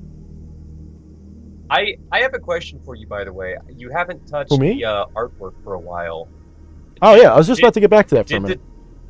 Did the fucking tears from the eyes, were they always there, or did my perception shift? They were. I think your awareness just shifted around. Yeah, like I was aware of tears there, but not as they are, as I currently see them. Mm-hmm. Nope, they've been there the whole time. Mm-hmm. That's a little too red. The thing is, whenever you're blending two really unalike colors, you always got to slide it towards gray. You have to desaturate. So, like, if you've got, in this situation, since the ambient lighting is like a reddish, orangish color, I don't want to just make the highlights orange or red. I have to actually recognize, like, the differences between colors. And so, like, if the color that I have is a deep brown, and this is towards an orange. So that's pretty orangey. So, but let's say I want to give it, because the background is more like a reddish. So I'm going to shift it just a bit towards red. And then I'm going to put it more towards gray. Maybe darken it. It's probably going to end up being almost the same color. But what I'm looking for, like I'll show you what I did up here. This is probably a good way to show it. If you look at this chain, you see how this has like a reddish tinge to it, right? But if I made it red, so if I use the same color as this background, boop, okay, that's going to look a little weird. It works, but it's a little too bright, right? So what do I have to do? Now I could darken it, but that doesn't look right. It looks kind of muddy. What I'm really trying to do is sort of capture, so if I have this color, which is fine, I can start with that color. I have to darken it, but then I have to desaturate it a bunch. And then it'll give you this interesting like halftone that kind of feels like ambient light, but still looks shadowy. See how that's working? Maybe I'll lighten it up a little bit. Yeah, there we go, a little more saturation. You know, this is something that I have no experience with, so I just kind of nod my head, but I know you've given advice to my artist X, and it improved his artwork, so you must know something. I don't, I just actually guess. Everything I do is by the seat of my dick. I'm not gonna lie, 90% of what I do, I just learn by doing. I'm an autodidact. I do not learn very well from others. I do, I really do, but I got to learn in my own way. I can't learn. Isn't that the best way of doing it, though? So you know what? You were referencing that comment earlier, and it was on our last stream. I am blanking on the guy's name right now, but he did mean well with like how have you not read this person, that person? Yes. I did find it funny how many people, I always fucking forget his name, how many people roasted you for not knowing G.G. Allen. I know, that was so fucking great. That was so great. Like, I should probably be ashamed of that, but I think it's great. I have no idea why I should be ashamed. I think you got more shit for not knowing G.G. Allen than, like, knowing all the Deep Crowley shit and all of that, but I have this philosophy when it comes to art, just like you were saying, of you can't consume too much of what you're trying to create, where if you learn everybody's methods, and I think this applies to magic as well, if you learn the logic behind the way everybody else is doing something, all of their methods and all of that, you're never going to create your own ways. I'm Sure. sorry, I shouldn't say never. No, I think never is not too strong a word. I mean, it might be too strong, but it's not so strong that it's like I wouldn't use it. Yeah, I think you rob yourself of some of the opportunity to discover ways that have not been found before, and some of those ways can be very, very potent because nobody else, it might be a weird way, it might be a janky way, nobody else is going to do it exactly like you if you put in that time to struggle and just figure it out on your own. You really just have to go at it, see what works blindly sometimes. I think of it like this. Whenever you look at an artist and like what they do, recognize that there's a very likely possibility they were trying to emulate somebody and failed.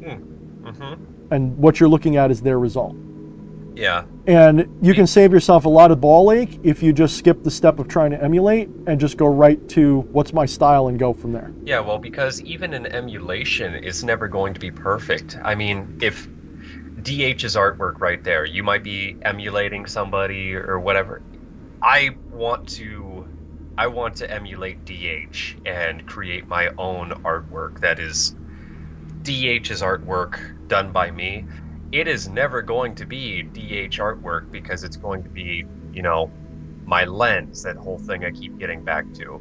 It's always going to be my, not imitation, that's the wrong connotation, I think, but it's always going to be my interpretation of what you do. Yeah, no, you're pretty fair with that. I mean, I don't think you're wrong. It's just a matter of recognizing that you have your own abilities, and they're never going to match exactly somebody else's. It's never going to match their perspective. And I used to, when I was growing up, I tried to emulate. Like, I learned by emulation. People go, "Wow, you're a great artist." I have no idea. I just copied what I saw. I'd watch Bob Ross and be like, "I can do some of that," and I'd copy what I saw going on, and I did my best to do it, and I often failed. It was often awful, and I wasn't ashamed of that. And I just became like a sketch artist. I just did sketching all the time. It was just sketch. Should do the magic of Bob Ross sometime. Yeah, that was a magical motherfucker right there. No question. Yeah, I love him and Mr. Rogers. They're a little bit before my time, but I fucking love those dudes. Scared myself sitting there. I thought maybe I was painting on the wrong layer. Oh my god, that would be go home, motherfucker. All right. So now now we've got everybody watching at home. I'm actually going to be adding a bunch of stuff. I'm going to put banners on this and shit. Like, I want to have like praise him, like they're carrying little flags and shit.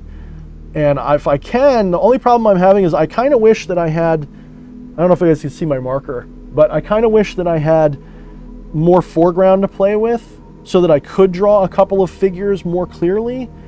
And I'd like to have some dudes with like some vuvuzelas and shit and dudes with tambourines. And I wanted to have like the Pope and like some kind of like faith healer, but I'm like, nah, that's going to be like, I'd have to like zoom way in and something, and it just wouldn't work. Or, if this is take the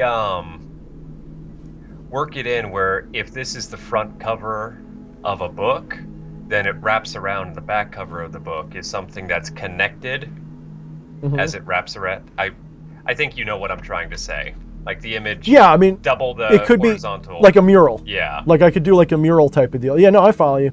Or I could even do like a comic and do an insert. Or, I mean, honestly, what I saw in the quote unquote vision wasn't this. It was picture more like this guy, but wrapped up in so many chains that like his blubber was like being squeezed out, and laying down more like a seal on the ground and just having shit thrown in his throat, Yeah. But I figured this is a pretty striking image by itself. It's not about the position, it's about the principle, right? It's the same vision, just he's sitting up, right? It's the same idea. So, and these people are probably going, these things are floating. No, they're actually going to be embedded in his flesh. That was something I didn't show. These are actually going to be, like all of these pylons, they're actually going to be embedded in his flesh and oozing with blood and shit. And that's coming in a later update. Probably going to put a spike in his arm and all kinds of shit. Wyatt Coverdale says that picture needs to be turned into a metal cover. And I want to ask Chad, what would the name of that album be? And ooh, fuck yeah! With that lighting, that's especially metal. So what I got to do though is now see how it kind of shittied up the stairway a little bit. Now I've got to make that pop because it's that lighting. If I leave it like that, that lighting is going to, because this was just a reference. That little glow, that's probably not going to stay. Maybe it will. I don't know. But see how it just kind of fades into the background a little bit. So now to make this work, what I've got to do is I've got to go in, and it's already got highlights, but they're neutral highlights. I really need, like, I don't know what the word would be, scintillating. I really need to make them pop now. So I'm going to take a lighter color that's already there, and I'm going to up the saturation, the brightness, just as a test. And let me bring back let me grab it again. Dark Lord Sparta says, so what you're saying about doing art is just do what you want and not worry about it, Thorne? Yeah, basically. Yeah, I'll say for my side too. Yeah, pretty much. Isn't that the best part? Yeah. Well, I mean, everybody you want to emulate, well, they say, good artists create, better artists steal and all that shit. But on top of that, you do have to just throw it all to the wind and say, fuck it. Oh, hell yeah. That shit doesn't get created like, I don't know how else to put it. Mr. Zombie says this would be called Feed the Urge. Not bad. I like that. I want to make sure that the Yahweh reference, not Yahweh per se, but I want to make sure that the egregore of the Judeo-Christian, monster is in there, because this is actually like a martyr. This is actually something pitiable. Some people get mad at that. They're like, oh, someone who talks about the left-hand path shouldn't say anything nice about. I hate that shit. Shouldn't say anything nice about anything, like, oh, God's your enemy, and whatever. Wrapped up in dogma. Yeah. No, I see this as a pitiable character, because I genuinely do. CM I genuinely says the album would be called "Through You, I Can Do All Things." Not bad. You mean the metal album? Not bad. I like that. Of course, we have to like that because he's gonna I don't know what he's gonna do to us in Supercuts this week. Ask him. See him. I'm thinking, are you gonna be making fun of us again this week? Please be nice.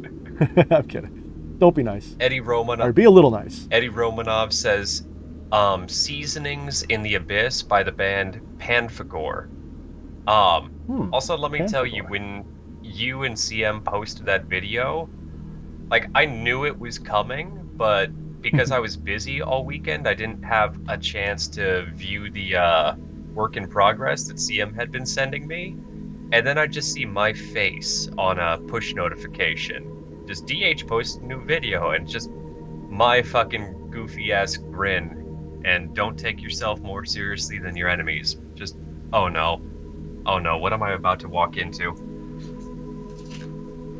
And it was beautiful. I'm not saying I definitely learned something about myself because I don't watch these streams. I have no idea what I'm like. And, they say when you do video stuff, at some point, at first you're like a hawk watching yourself because you're trying to be like, oh, I sounded like this, and trying to perfect your image and all that.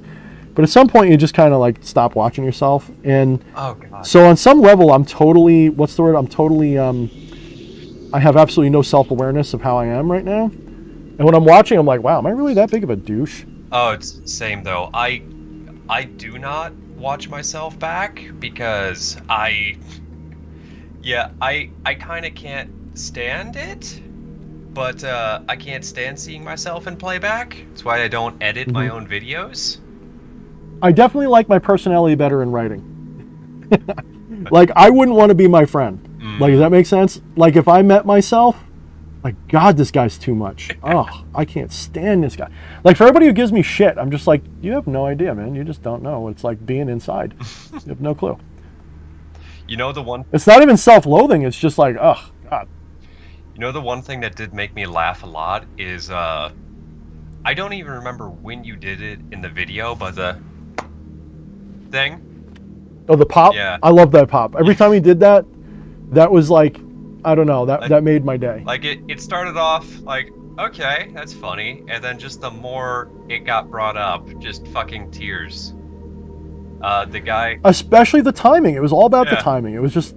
I forget. There was a couple of moments, the fucking Arnold moment, especially when he cut to the dude playing fucking... What was that? I forget what game that is. Dude, I was dying at that moment. I was like, yeah. I mean, that was... That's what we do when we actually play our games together, man. Yep, it was exactly that. I felt like was he there? Does he know? He saw through the veil. But he must have. Well, he is a Magician. He's a Magician as well. Oh, fuck yes, he is. I don't know if you remember me showing you this video, and for anybody watching that has a very dark sense of humor that wants you might not like me if you watch this, at least not at first, but there's a video called That's a Really Nice Grill by The Minute Hour. Oh, yeah. You remember that? Has to be done. Yeah. Has to be done. Yep. I could not stop thinking about that while watching the video CM made. Yeah, I didn't even think of that. That's a good catch. All right, let me ask the audience what they would do, especially if they're an artist type. If they have any suggestions at this point. 2 questions. What would you do next artistically? And what should we name this picture when it's done? Assuming you guys know the story of it well enough. Yeah, that pops a little bit better, right?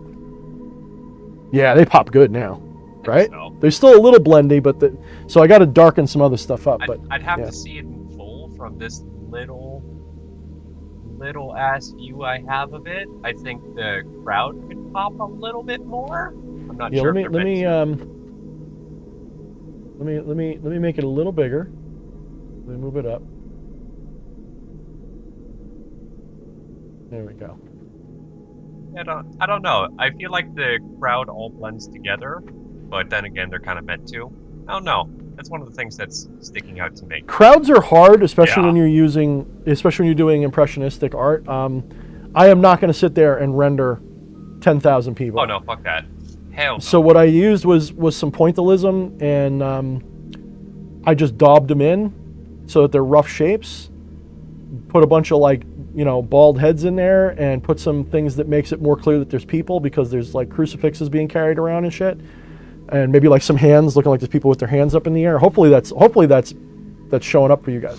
Like, it looks more like people to me every second I look at it, because I know it's supposed to be people, but I don't know if someone first seeing it would see that. When I first drew it in, I'm like, that just looks like shit. It looks like shit, like slithering up to his mouth. So Hammer and Tong says heavier chains. Okay. Heavier chains is going to be a little tough. Well, I could do these. I could do the. Yeah, I mean, the ones on his head I'm not going to change, but I think the ones around his body, I think you're right. I think heavier chains would look good. That's actually not a bad idea. And they also say more corrosion and decay. As far as names go, we have Yahweh in some metal font, forced devotional something, and there was one other one in here. Hold on. Into the mouth of hell. I do like force-fed devotional something. I like where that's going anyway. That one was by Arachnos. Okay. So yes, Gilligan, in a manner of speaking, it is not actually Yahweh. What it is the story going on here is I had done a sort of, I don't know whether you call it soul travel or what, but it was basically a tranced out vision I sort of had. And when I say vision, I mean that word loosely. It's more like flashes of things that I saw. And I had basically done my own version, and I kind of stalled out with it. I actually stopped at one point. But my own version of like Dante's Inferno, where I had gone with Amdusias and Balaam in sort of a ritualized, meditative, trancy kind of thing, about 4 or 5 times. And I asked them, what are the infernal realms? Teach me the truth about it. Is there a hell? Is there a heaven? Tell me all about this. What's the real deal? And there was a whole bunch of psychological shit that I learned, and I've never put it to paper. I've put it to paper, actually. I started writing about it, but I've never done videos about it because I wanted to make it into a book, and I might still do it, but I'd like to finish it. But one of the things that they showed me that was probably the most interesting amongst all the things, everything else was just kind of like predictable. This was something that to me was like I never would have saw coming. And it was this image of this, well, somebody said Belphegor, then it's not far off. This fat, grotesque thing being force-fed what was symbolically represented as prayer and devotion and worship, that was then being used by the modern religion of Judeo-Christianity, Abrahamism, Islam, all of that. This egregore was created millennia ago and has been force-fed this entire time. And this fake religion, see, the people who run these religions, the priests, the faith healers, all these people, whether they know it or just intuitively do it, I believe the Pope knows. I don't know if I've got it literally accurate, but something about what I'm saying is symbolically accurate here. They've created this egregoric entity that they call God and Christ and all of this. They force feed it with all of our prayers and hopes, making this egregore the most powerful one that has ever lived. I mean, whether you like him or not, it's the most... People get pissy when I say powerful because everybody's like on this trip about like, you know, my Sky Daddy's bigger than your Sky Daddy. It is the most dominant egregore there is. I feel like it's the same kind of argument as like Batman is bigger than Superman. Yeah, exactly. Goku should be in the next. I mean, Super I know Smash Batman Brothers. beats Superman, which is how it should have went. You know, I do agree. I'm Team Batman, but no, you're right. It's and so it is like who's Sky Daddy's going to beat up who's Sky Daddy, but you cannot deny that the egregore created under the Abrahamic twist of Christianity is the most dominant one in the world today. I'm not saying it's the most biggest religion even, because I mean it's the biggest theistic religion. So this egregore is the biggest. It's the biggest, it's the most widespread, it's the most influential, the most powerful, but it doesn't work for the people who pray so much as it works for the people who created it and who uplift it. So imagine this egregore that has been enchained and entombed and completely enslaved to these people who made it to collect and absorb all of this prayer energy, and then they direct this egregore how they want, which they do. Look at how the world works. They're actually killing this egregore now. I don't know if you know that. This egregore is on its way out. It may take 100 years, but they're killing this egregore now. Everyone's like, yeah, fuck the hell with Christianity, yay! And people don't even know they're being manipulated even into that. When I see people with like meme after meme after meme of hypocritical hate towards Christians and then a woke attitude on the other side. Like, don't judge this. All religions are the same. They're all beautiful. Fuck Christians. Burn them all. Whoa. They're killing this egregore. I've got some more names here. I'm gonna hit you with a bunch real quick. Let me get my place real fast. Christianity, force-fed oppression, reverse communion, the leper god, holy of hollies, the weeping glutton god, deified devotion pig, force-fed prophecy, and of course now chat's scrolling like crazy. Yeah. Well, now that people know what it's supposed to be, it might help. Yeah. Deep-throating Under Jesus. the guise of a savior.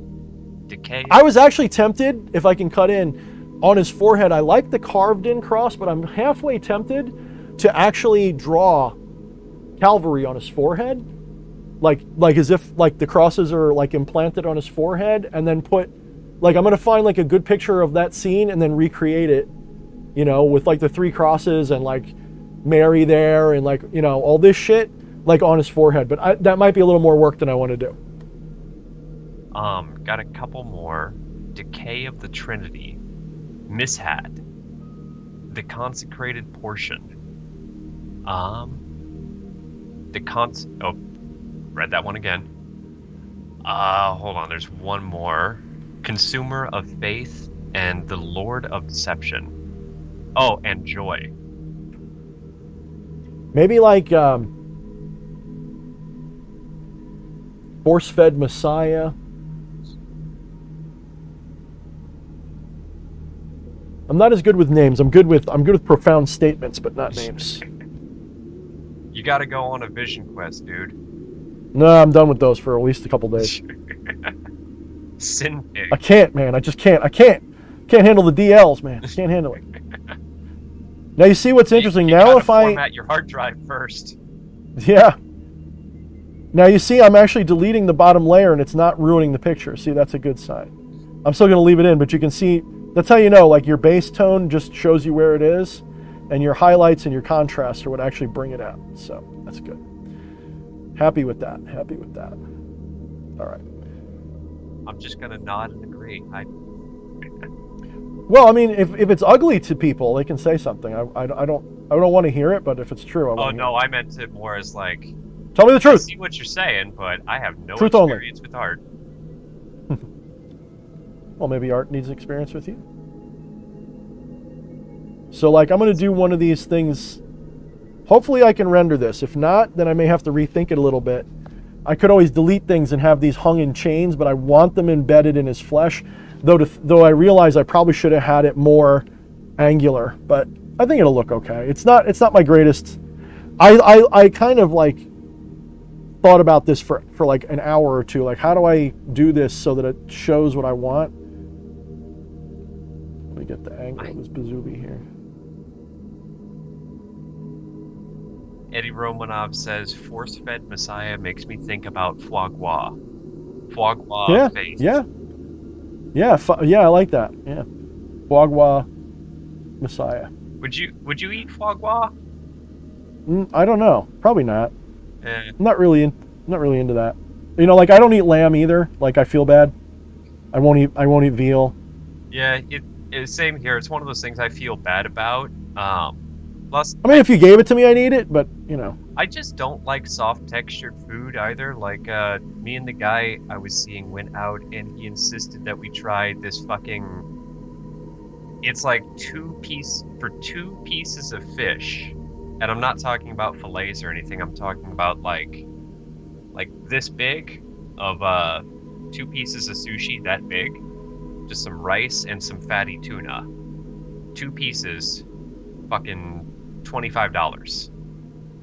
And it's just this bluefin fatty tuna, and there's no texture to it. You put it in your mouth, and like you try to chew it, but it just melts around your tongue, and just squishes like boogers inside. So and it just yeah, it sounds almost like what is that? The Inuit like whale blubber, because I hear whale blubber yeah, it's kind of can melt like that. like the flavor is all right, but the texture is. I want something that like fights back a little bit against my teeth. I don't like. I don't like. You like to when it all conquer just your goes food. Squish. You're like Arnold Schwarzenegger in Red Sonja. You want to fight. I wanted to put up a fair fight. Yeah, you want something like if you only yield to a conqueror, little Sonja, then prepare to be conquered. So we start off like my blood pools are not that fantastic. I really got to practice better blood pools, but I want them to be clearly blood. So we get a little gross. I like that actually gives a sense of dimension now. Yeah, it will hopefully when it's done. I'm gonna have to pull out some tricks that I forget. Like I used to draw bullet holes all the time, so I'm gonna have to like make this look like a bullet hole. I think. I just realized I feel like I should have. I haven't had her on a long ass time. Oh my God, what's her name? Oh fuck, she's a nice kid. Fuck, she's from Denmark, Norway. I think Denmark. Has she been on since I've been around? Yeah, maybe Nicolene Albright. Nicolene Albright. She does a lot of paintings on her channel, on her stream, and I feel like she and I should both be painting, and then like. But she does it with real paint, like I'm envious a little bit, because it's a lot harder to do what she does with real paint. I think that would be cool. Somebody said way back, and I forget who, so forgive me if you're watching. Sorry, real quick, Atropa Darling said, and I think this is in reference to the title, Ewe. Ewe? Yeah. Somebody said a long time back when Camilla was working on all the Black Mirrors, that they really liked it, having a visual, seeing somebody do something while the talking heads were going. And I do agree that really makes a stream for me. I've been wanting to record myself going on a nature walk or something with a camera really low to the ground, like myself not in shot, just to have that playing in the background or something, a sense of motion, sense of something happening for these streams. I fucking love having artwork going. That would be the coolest goddamn thing, to just see a couple artists go. Yeah, the hardest thing for me is doing it while I'm talking. It really does, like... It takes this is like a meditation almost for me. Like I'm in La La Land a little bit. Oh, dude, I understand. I would have the hardest fucking time right now if I was trying to do music and keep a conversation going. I do think music is way more left brain than what I'm doing. I would think. To me, it is. I don't know if it is, but to me, it is. Or I'll even say like coding or any of that shit. I've heard for when you get a job as a programmer, for the interviews, typically you're coding right in front of somebody. Like they'll give you a problem and, okay, now go ahead and show us how you would solve that problem. And walking them through it the whole time, it's like, I could probably do one or the other, but both seems like a fucking task. Ooh. me see if I can make this work. Okay, I think I got a couple more in here. The Prey of Prayers. Mm-hmm. Abscess of Faith. That's not bad. I like Abscess. That's a cool little hit. The Death of All That Was. Force-Fed Faith. Hope Overload.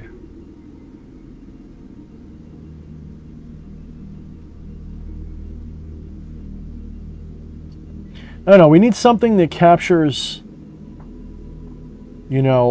something profane. I want it to sound a little profane. I don't want it to sound like, I want Christians to look at this and be like, what the fuck are you trying to say? A lot of Christians will actually get it, though. A lot of Christians will actually get this, believe it or not. Because there's a lot of Christians that are fed up with the church. And it's like I've said, I actually have Christian friends who just really, really fucking get it.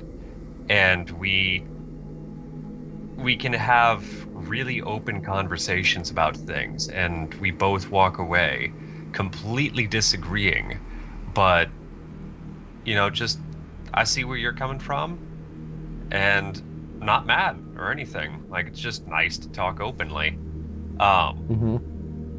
There's a lot who I really, really think get it, and there's a lot who are blinded by dogma.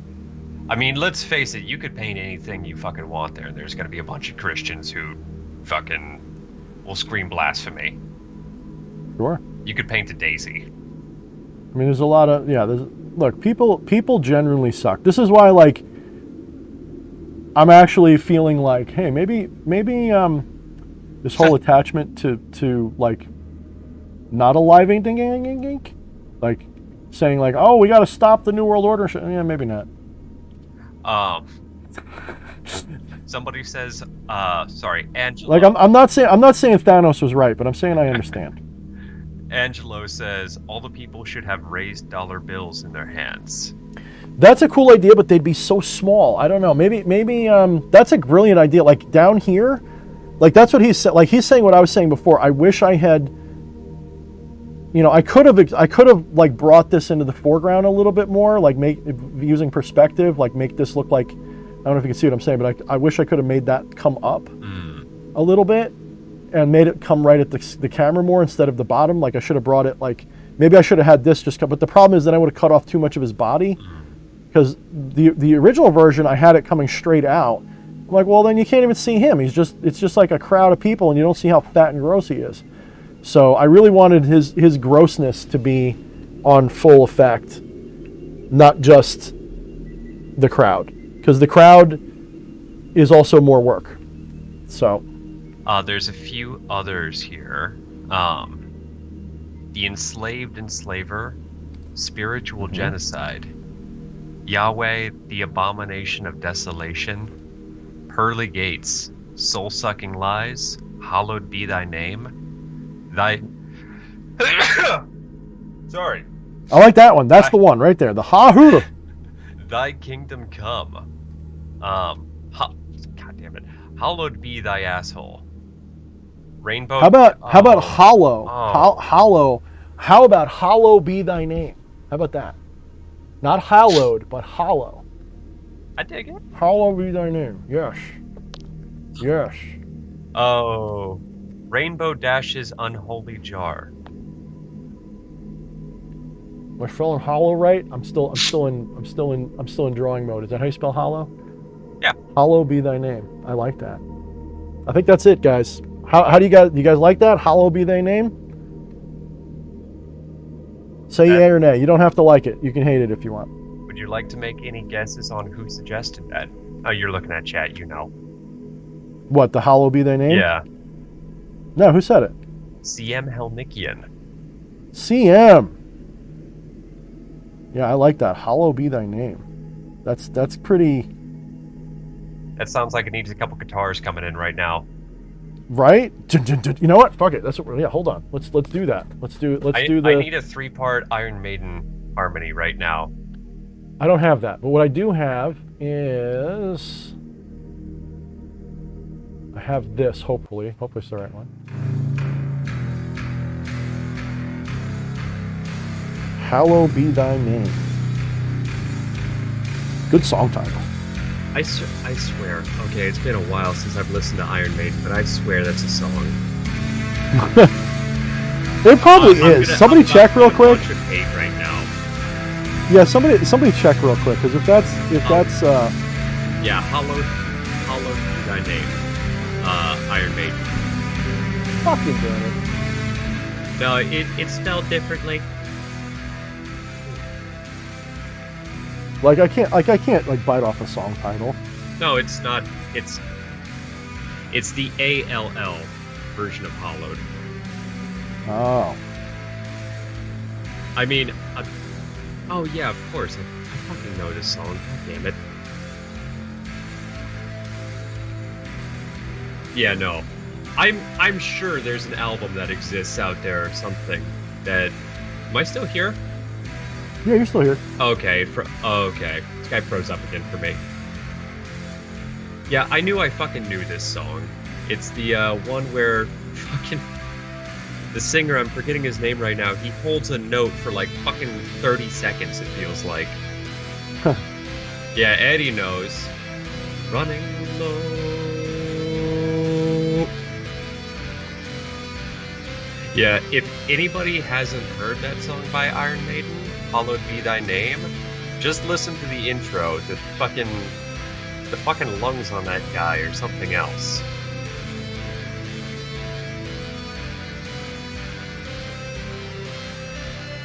I remember me and my buddies all tried singing this in guitar together and seeing if we could hold out that note. And we were all trying to hit the same note, but making very dissonant harmonies because we were all hitting different notes, and none of us could hold it that long.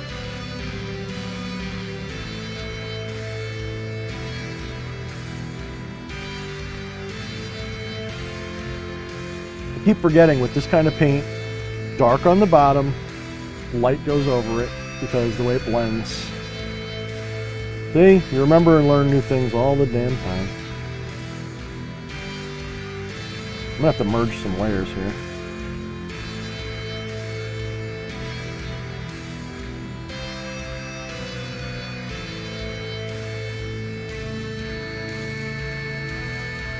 So I think I am going to have to wrap fairly soon. You're leaving me in the middle of an art project? Well, how much longer do you think you're going in? Oh, this is probably gonna take me a few days, dude. No, you can go. We're gonna go in a second. I didn't mean on There's the no parts end. on the stream. let me kill this music a little bit. It's a little bit daunting at the moment. What song are you playing right now? Chat wants to know. I made it up.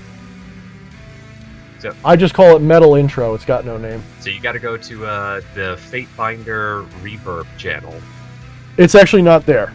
This is in my private stash. Okay.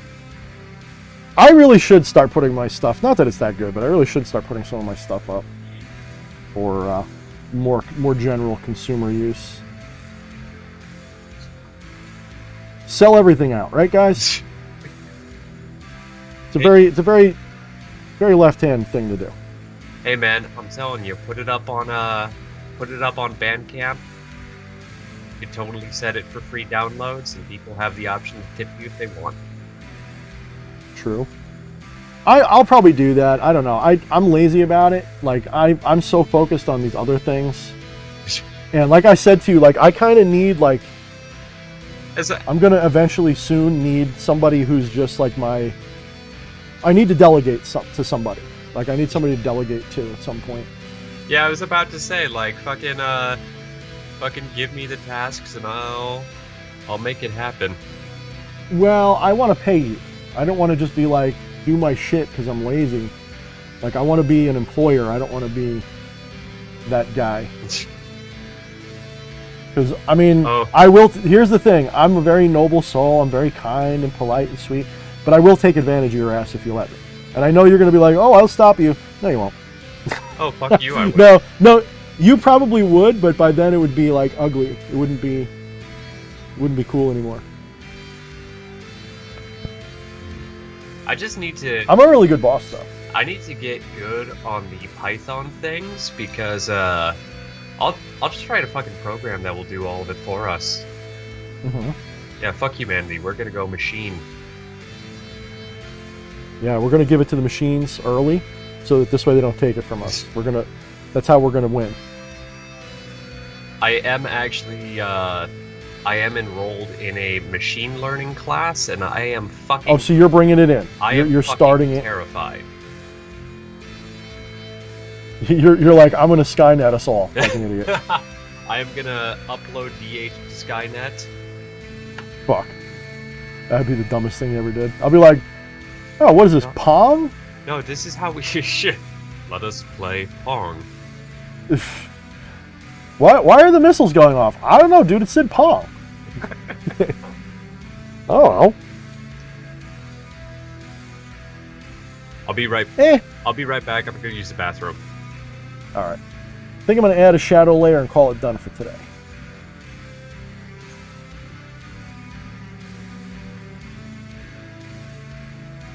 Get some deep fat going on there. Yeah.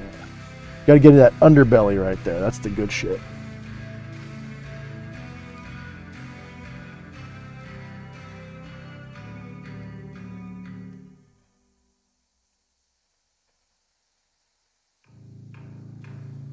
Yeah, let's stop that crap.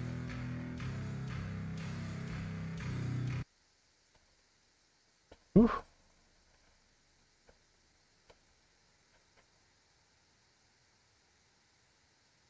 What's a Hieronymus Bosch? I'll have to look that up.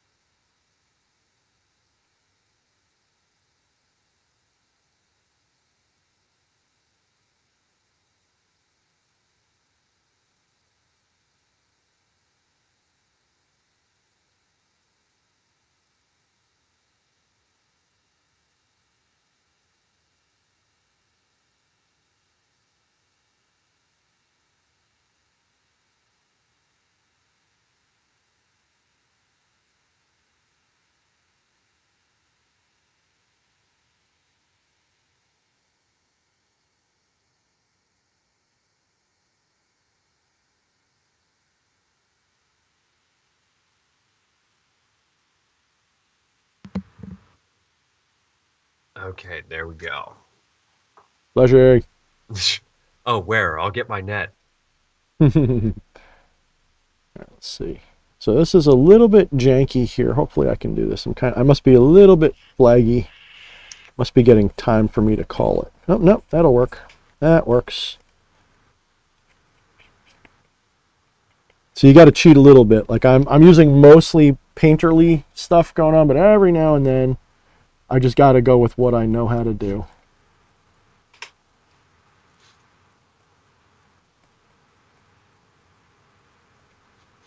It's all frozen up on my end again. What is? This Skype. Oh. Oh Yeah, god, I sound like my mom. The Skype. There we go.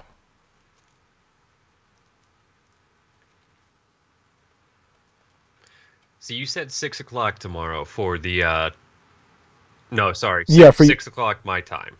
Yeah, for your time, yeah. Sounds good to me. I mean, I think I have regular work on Saturday, so. I am looking forward to it because I know very, very little about Zardoz. Me too. Not gonna lie. You know what? I know it's not gonna be a fun movie to watch. I've heard it is very slow, and it does not help that it's a very, very long movie too, to just exasperate the slowness. Not Zardoz, but The Holy Mountain. I really fucking want to see that movie. It sucks because I just saw it, and it's a kind of movie where, as much as I like it, it's not a movie I want to see like once a week. You know what I mean? It's got some energy. You know what I mean? That it's just like you gotta kind of. Yeah. Well. It's definitely, when I say slog, I don't mean that. Like, I mean it's in a nice way. It's a slog. You gotta. There's a lot of symbolism. It's very dense, Hmm. and for that reason, it's very good. But it's very dense. I see some of those movies like it's not in the same way, but I consider Blade Runner very slow and hard to watch. Not to say it's a bad movie, but I like the way that my buddy puts it. It's one of his favorite movies of all time. He says that it's more of a really long music video. Yeah, that's pretty good. I like that.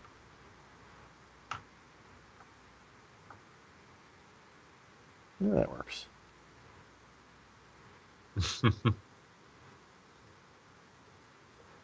Wyatt says, "You know what's scarier than Skynet? Self-recursive AI." Let's play Which one's Universal that? Paperclips. Yeah, no, that one. Some of that stuff is like it's scary, but it's like also like you got to watch this guy, Isaac Arthur. He does a good job talking about all of these cool ideas, and sometimes they really are a problem, but some of them are like, nah, it wouldn't work that way. But it's cool. It's a cool concept. I like him. He's good. Isaac Arthur, you said? Yeah, Isaac with two A's, I guess. Isaac, something like that. All right, so here I'm just going to quickly sketch out what I'm going to do later so that I've got a plan. I'm just going to doodle it. So up here is actually going to be, oops, how come I can't see it? Why? What am I doing wrong? Oh, let me turn that off. Maybe that's what it is. Maybe it's too bright. I think we found the secret to for all the There people we that go. want the streams to go on longer. I think we found the secret. Yeah, the secret. Just Just throw get some me art drawing. in front of you. So I think what I'm going to do, so over here is probably going to be the source light, but it's actually going to be Lucifer. So in that little blob, I'll have to draw that later. But I kind of want to make it so that you have, just going to hastily doodle it in. I want to have basically a city. Don't say anything about the phalluses flushing. I kind of want to have like that's not good. I don't draw cities very well. I have to like freshen up on that.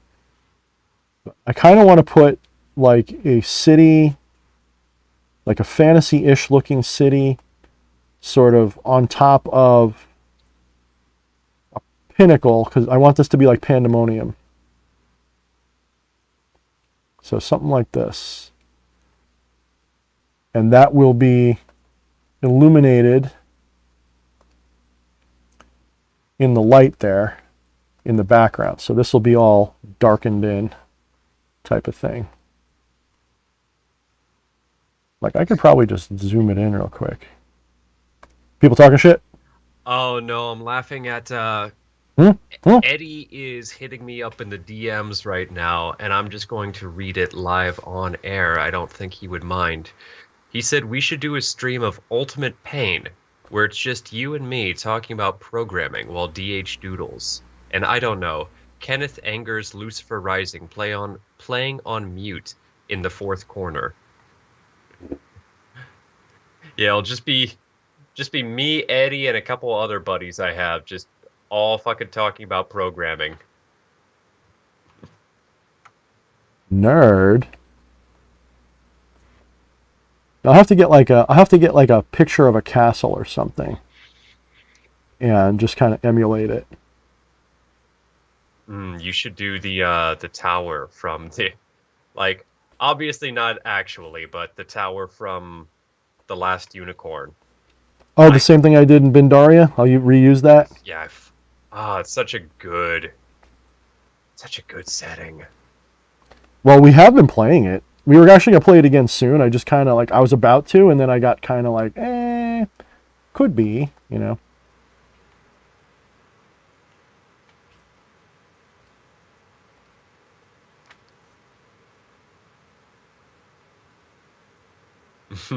AI There you doing go. magic. Huh. Extreme radionics. It's, I think Mac may have just figured out why I took up programming. Oops.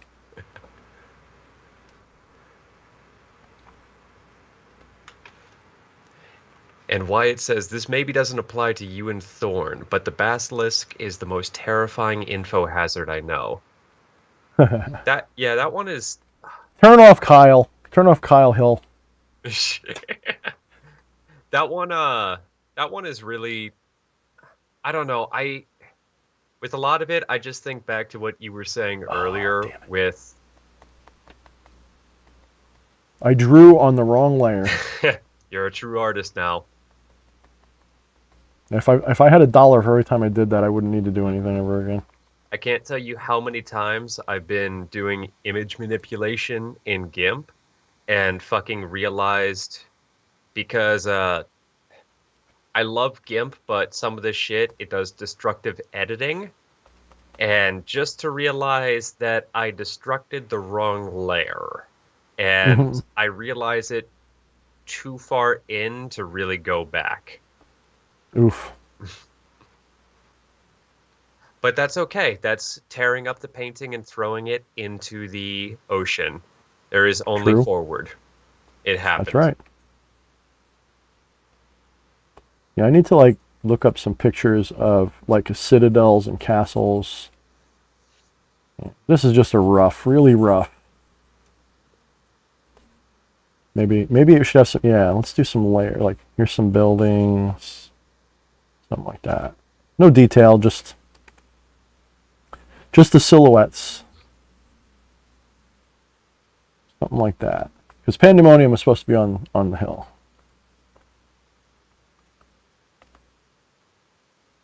I'm always mad at you. When I say art, I mean like graphic art or however best to refer to that.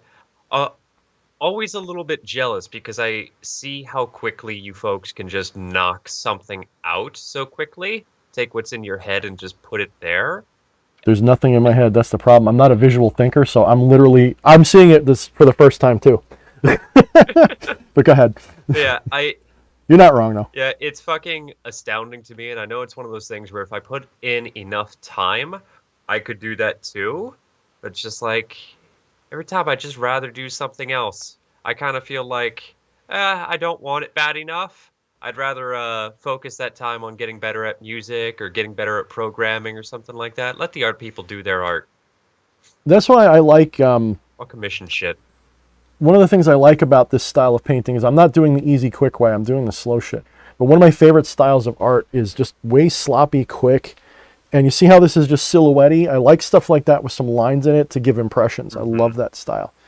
No, But I can't master it. I keep trying to figure it out, and I just can't get it. Are you talking about that almost doodly, sketchy type of look?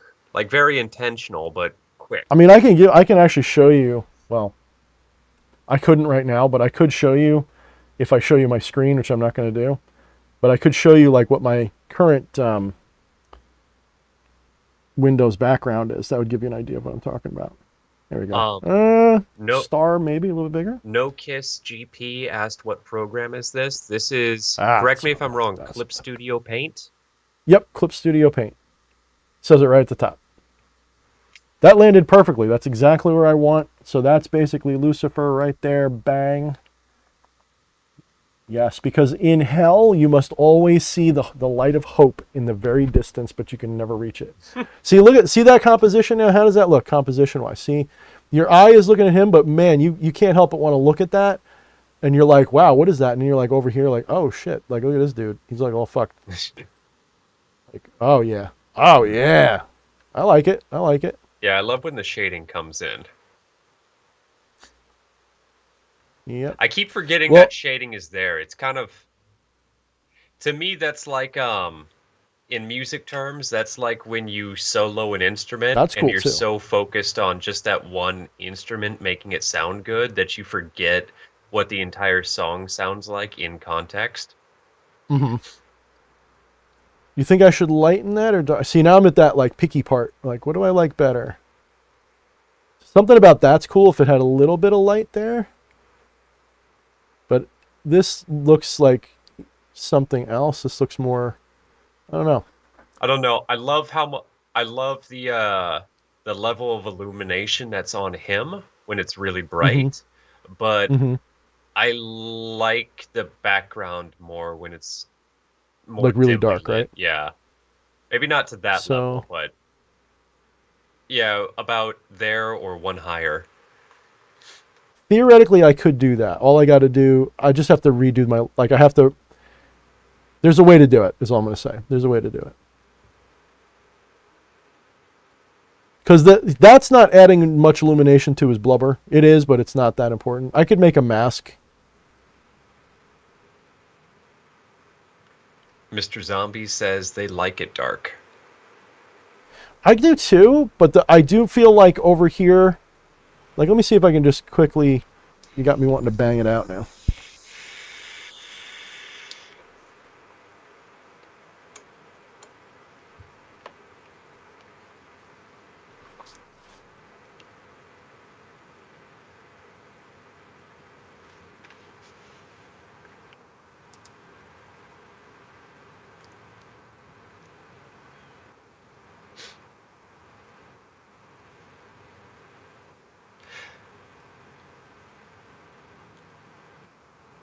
The other question is, what color was that? It's like a cream color, right? Skin tone. Make it lightened. Make it lightened.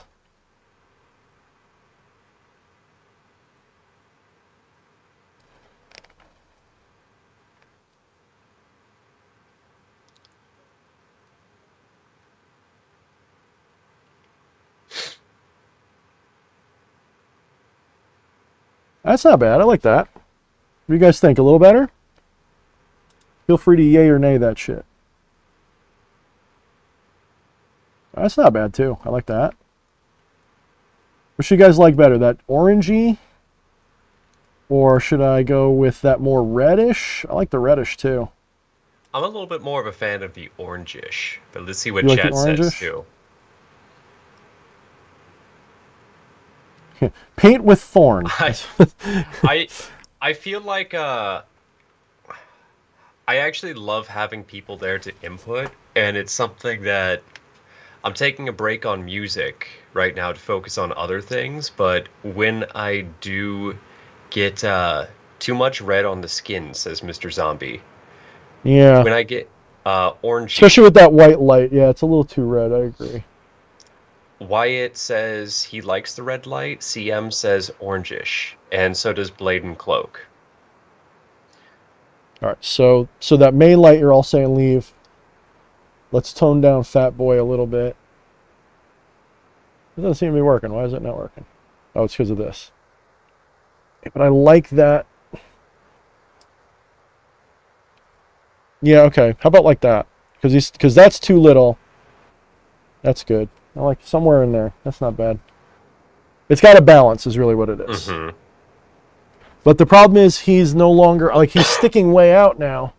The problem was when I had this the way that was, he blended more with the scene, whereas now he kind of doesn't.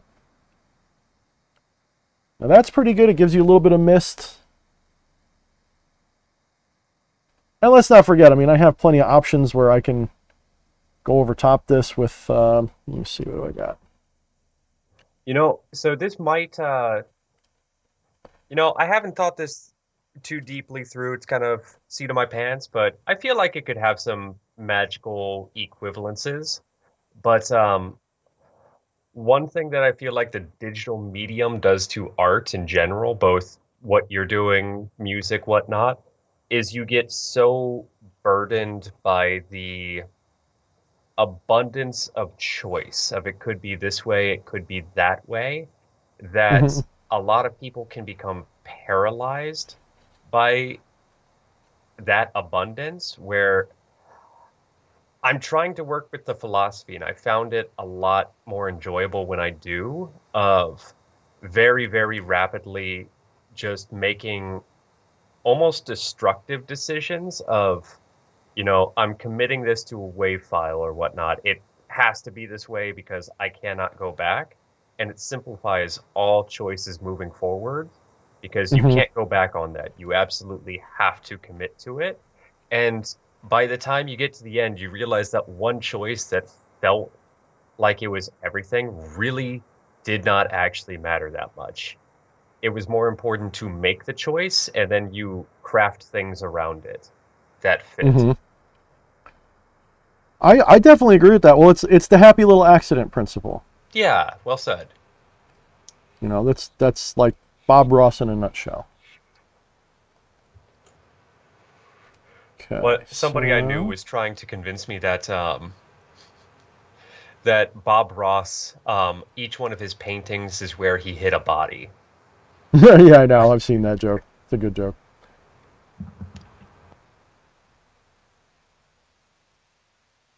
Hmm. Eddie. I fucking quote Eddie so much, but I can't help it. He says good shit. Art is constraint. Yeah, no, you can't have art without limitation. You just can't. You have to have the edge of a canvas. You have to have a palette. You have to have.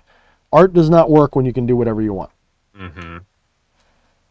I like that foggy bit. What do you guys think? I like that fog. Pretty legit, right? Yeah, I It definitely. I think it brings things out a lot. He's couched in it this way, and I don't have to worry about all the details I would have had to have put in the background otherwise. Mm-hmm. So it looks good. It masks anything that I don't feel like dealing with. It kind of like he definitely falls into the background more now. I like that a lot. And I think what he needs now is I'm gonna do all the chains. I'm gonna embiggen the chains like who was it? Hammer and Tong said, I think it was. I think that's who said it. I'm gonna embiggen the I think so, chains, yeah. and then I'm gonna probably put like I'm not sure what, but I'm thinking like spirits flying around him. Like I want to put. I'm not quite sure how to describe it yet, but I'm thinking almost like ghostly apparition, angely but evil, flying around him like all over the place, like little messengers with like little frilly things trailing behind them as they fly. That blood I think is a little too bright though on the bottom. I might have to fuck with that. It should look more like it looks. It looks like childish fake blood. I might have to. I don't know. Yeah, it needs more black. Either that or maybe if I lighten, like if I thin it so it blends with the skin tone a little bit. No, that just makes it go away. What if I do... Oops. No. Darker. Kinda. Kinda. I mean, darker does help, right? Mm-hmm. I think so.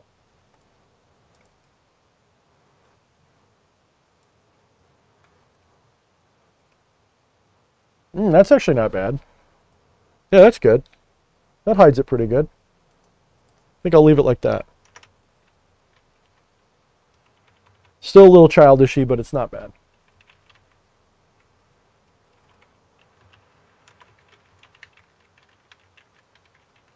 Yeah, so far so good. What do you guys think? I'm going to say now we're about 60% done, maybe more, because that fog kind of just...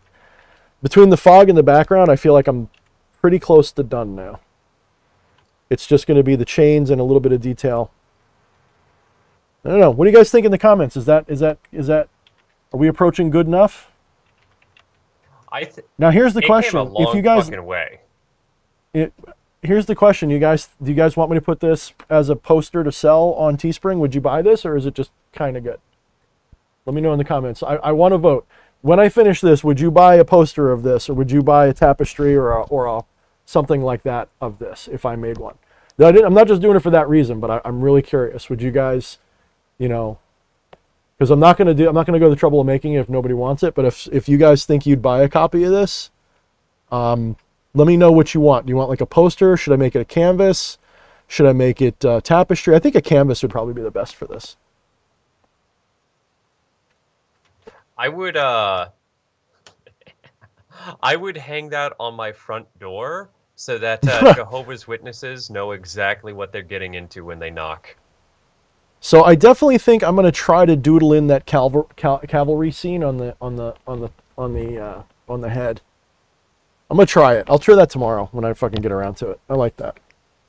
Like I'm gonna do like a really good. I have to get a really good version of it and really paint it in there really good, and see how it looks with it like stuck in his forehead. I'll probably leave the bloody forehead there anyway, but I don't know. We'll see. It's got to be dramatic, you know. Yeah, I like this, especially adding that light feature. Really kind of brings it all together. The light and the smoke. I mean, the light and the fog really brings it together. So I got to do a bunch of things. I got to put the banners down in the crowd. I want to put like "Oh Hosanna" and shit like that. I want to put bigger chains, which are a pain in the butt. I got to do bigger chains. I'm gonna do some fat chains, like 2 or 3 times the size of that, big ones. And I got to do something with this arm. It's kind of just hanging. I got to probably darken it up now. I think that arm's too bright. It's got to like. I want it to fade into obscurity behind the smoke, behind the fog. And I should probably put something going on back here. Not much, just maybe some more fog. I don't know. But maybe nothing. Maybe I'll just leave that dark. There's a lot of empty space though. Yeah, I don't know. Looks good, right, guys? What do you think? So what did everybody say? It looks like we got a lot of yeses, didn't we? Yeah, I counted at least 4 yeses. Okay. Mr. Zombie, Mr. Zombie hits with that angle I didn't even think of. Would consider it, except for international shipping costs. Well, Teespring, if I do it through Teespring, which is where it would be, by the way, if I do it through Teespring, I don't think you have that problem. So, because Teespring, I think, is on both sides of the pond. So, depending upon where you are, you might not have that problem. If you're in the UK, it would definitely be available there. So, I could probably get this up for sale definitely before the next stream, probably within the next 2 or 3 days. Wyatt, he actually said this earlier. I meant to read it, and I got distracted. Us. Why do people think us magicians are such weirdos? Also us. Art. Proof. Yeah. No, you're not wrong, dude. You're not wrong. So, all right. I'll clean this up a little bit. I'll add those little deets. I'll try to put some etheric things floating around. I'm kind of liking this style of art. I do like this. I feel like I need to do more of these. More things like this. Oh, you know what just came on my shuffle, which I feel like might be relevant to this? This photo? It's Closer by 9 Inch Nails. Yeah, a little bit. You got to reinterpret the lyrics from the original meaning, but yeah. I don't want to fuck it. Imagine you go and you're just being marched into that mouth and you're happy about it. Ugh. That sounds like hell. Hell, From this Nickian. perspective. I keep forgetting you guys can't see what's on my screen, so I can do whatever I want. I keep thinking like, oh, I got to be careful. Don't want to show my porn collection. So, all right, guys. I really want to thank you guys for being here. Let's do a quick buy our crap segment, and I think it's time for me to take a drink and tuck my wife in and all that good shit. It is very much time. So yeah, for those of you who are unaware, as just mentioned, DH does have a Teespring where you can buy some cool ass shit. That tapestry just behind him, the tapestry, I think it's fucking lighting, you can probably see it back there. That tapestry behind me, you can get that on Teespring, and of course the best way to support is by going to Amazon and getting some DH books. DH books. Or actually, I forgot to mention, for those of you who don't think I'm a total madman and can't stand the sound of my voice, if you think that I do have things that you'd like to learn about, every Monday night I hold a interactive live stream class for my $20 patrons. This not the regular $20. This is $20 magical study group. If you join that, every Monday I hold a class, and some good news is this week, every now and then I like to take a better class and make them public. So this last class that we just did. I'm going to be sharing this publicly. It's actually a video about protection. We go very in depth, and we charge a sigil together, and it's very good. One of my favorite ones, one that came out well. So it'll be kind of like a free sample, so you can see what they're like. And I do these basically once a week, and we do everything from meditation, rituals, and lectures. So it's a really good class. It's only $20 a month, and we hold them every week. And if you miss it, it's pre-recorded. Basically, I record it while I'm doing it, and then I think we screwed up once or twice, but they get uploaded pretty much within a day or two. And this way, if you can't make the class, you get to catch it on the rerun. And they're about an hour to 2 hours long. So we've had, I think we're up to class 17 now. So 1 to 2 hours times 17, we're already talking over 30 some odd hours. So there's a lot of content there for you to catch in the rewind. And you also need access to Discord. That's the only other thing. So make sure you got Discord if you want to join it. You can't go wrong. $20 a month is pretty easy going. So hell, you can even be my troll. You join for $20 a month, I kick you out after a day, and you get to spend $20 and make me look stupid for 5 minutes. So yeah, it'd be cool. All right. I think that's good, man. I'm kind of low on the Steam. My Steam is kind of low. So Yes. I'm going to go. Yeah, so I guess we'll just say it's been a long stream. So Yeah. oh wait, did you already click us out? No, we're Oh, still here okay. for a moment. So I guess I want to say thank you guys to everybody who hit us with the super chat tonight, who is still here. And I want to thank everybody for joining us. We had a pretty good stream, pretty good number of people here. And make sure, if you can, I've been getting hit with the algorithm again because I did that video about sexuality and gender with spirits about a month ago. And like clockwork, after releasing that video, my views for that video were really high. It was like one of my #1 videos in like years. But then all of a sudden, like, nobody's watching, nobody's subbing. Like, it just, like, I got switched off again because YouTube was like, well, they're going to talk about controversial issues. Even though what I said had nothing controversial in terms of what they see as controversial. So, whatever. They didn't want that shown. So I went from almost 200 subs a month back down to like 100 again. So they're definitely throttling me. Whatever. Don't care. Sick of them. They can be dicks. So if you like what I'm doing here, if you're a fan, or maybe even a hater, as long as you're nice about it, make sure you like, share, and subscribe. Share this wherever people would be receptive to it. And check us out. This week I will be uploading that new video that I was just talking about. And next week we'll be on. Also, isn't Midsummer coming up soon? Oh, I have no idea. I don't pay attention Isn't to that the stars. 21st? I think it's the 20th or 21st. I'll look it up. It's something like that because we were going to do a Midsummer stream, and I know that's coming up. I know it's coming up pretty quick. So I think that's the 24th. I'll have to look at my calendar. Yeah, so if you guys are interested, we'll be doing a Midsummer Night stream, and we'll probably get a couple guests for that. See who we can get. People to talk. So hopefully it'll be cool. But anyway, I don't know. Fleshy, you got anything else to say? Yeah, I'm gonna say never take yourself more seriously than your enemies. Oh, and join us for Zardoz tomorrow night. Oh, All right, guys. In the meantime, mind the shadows and tell your friends and warn your enemies. keep it classy, motherfuckers.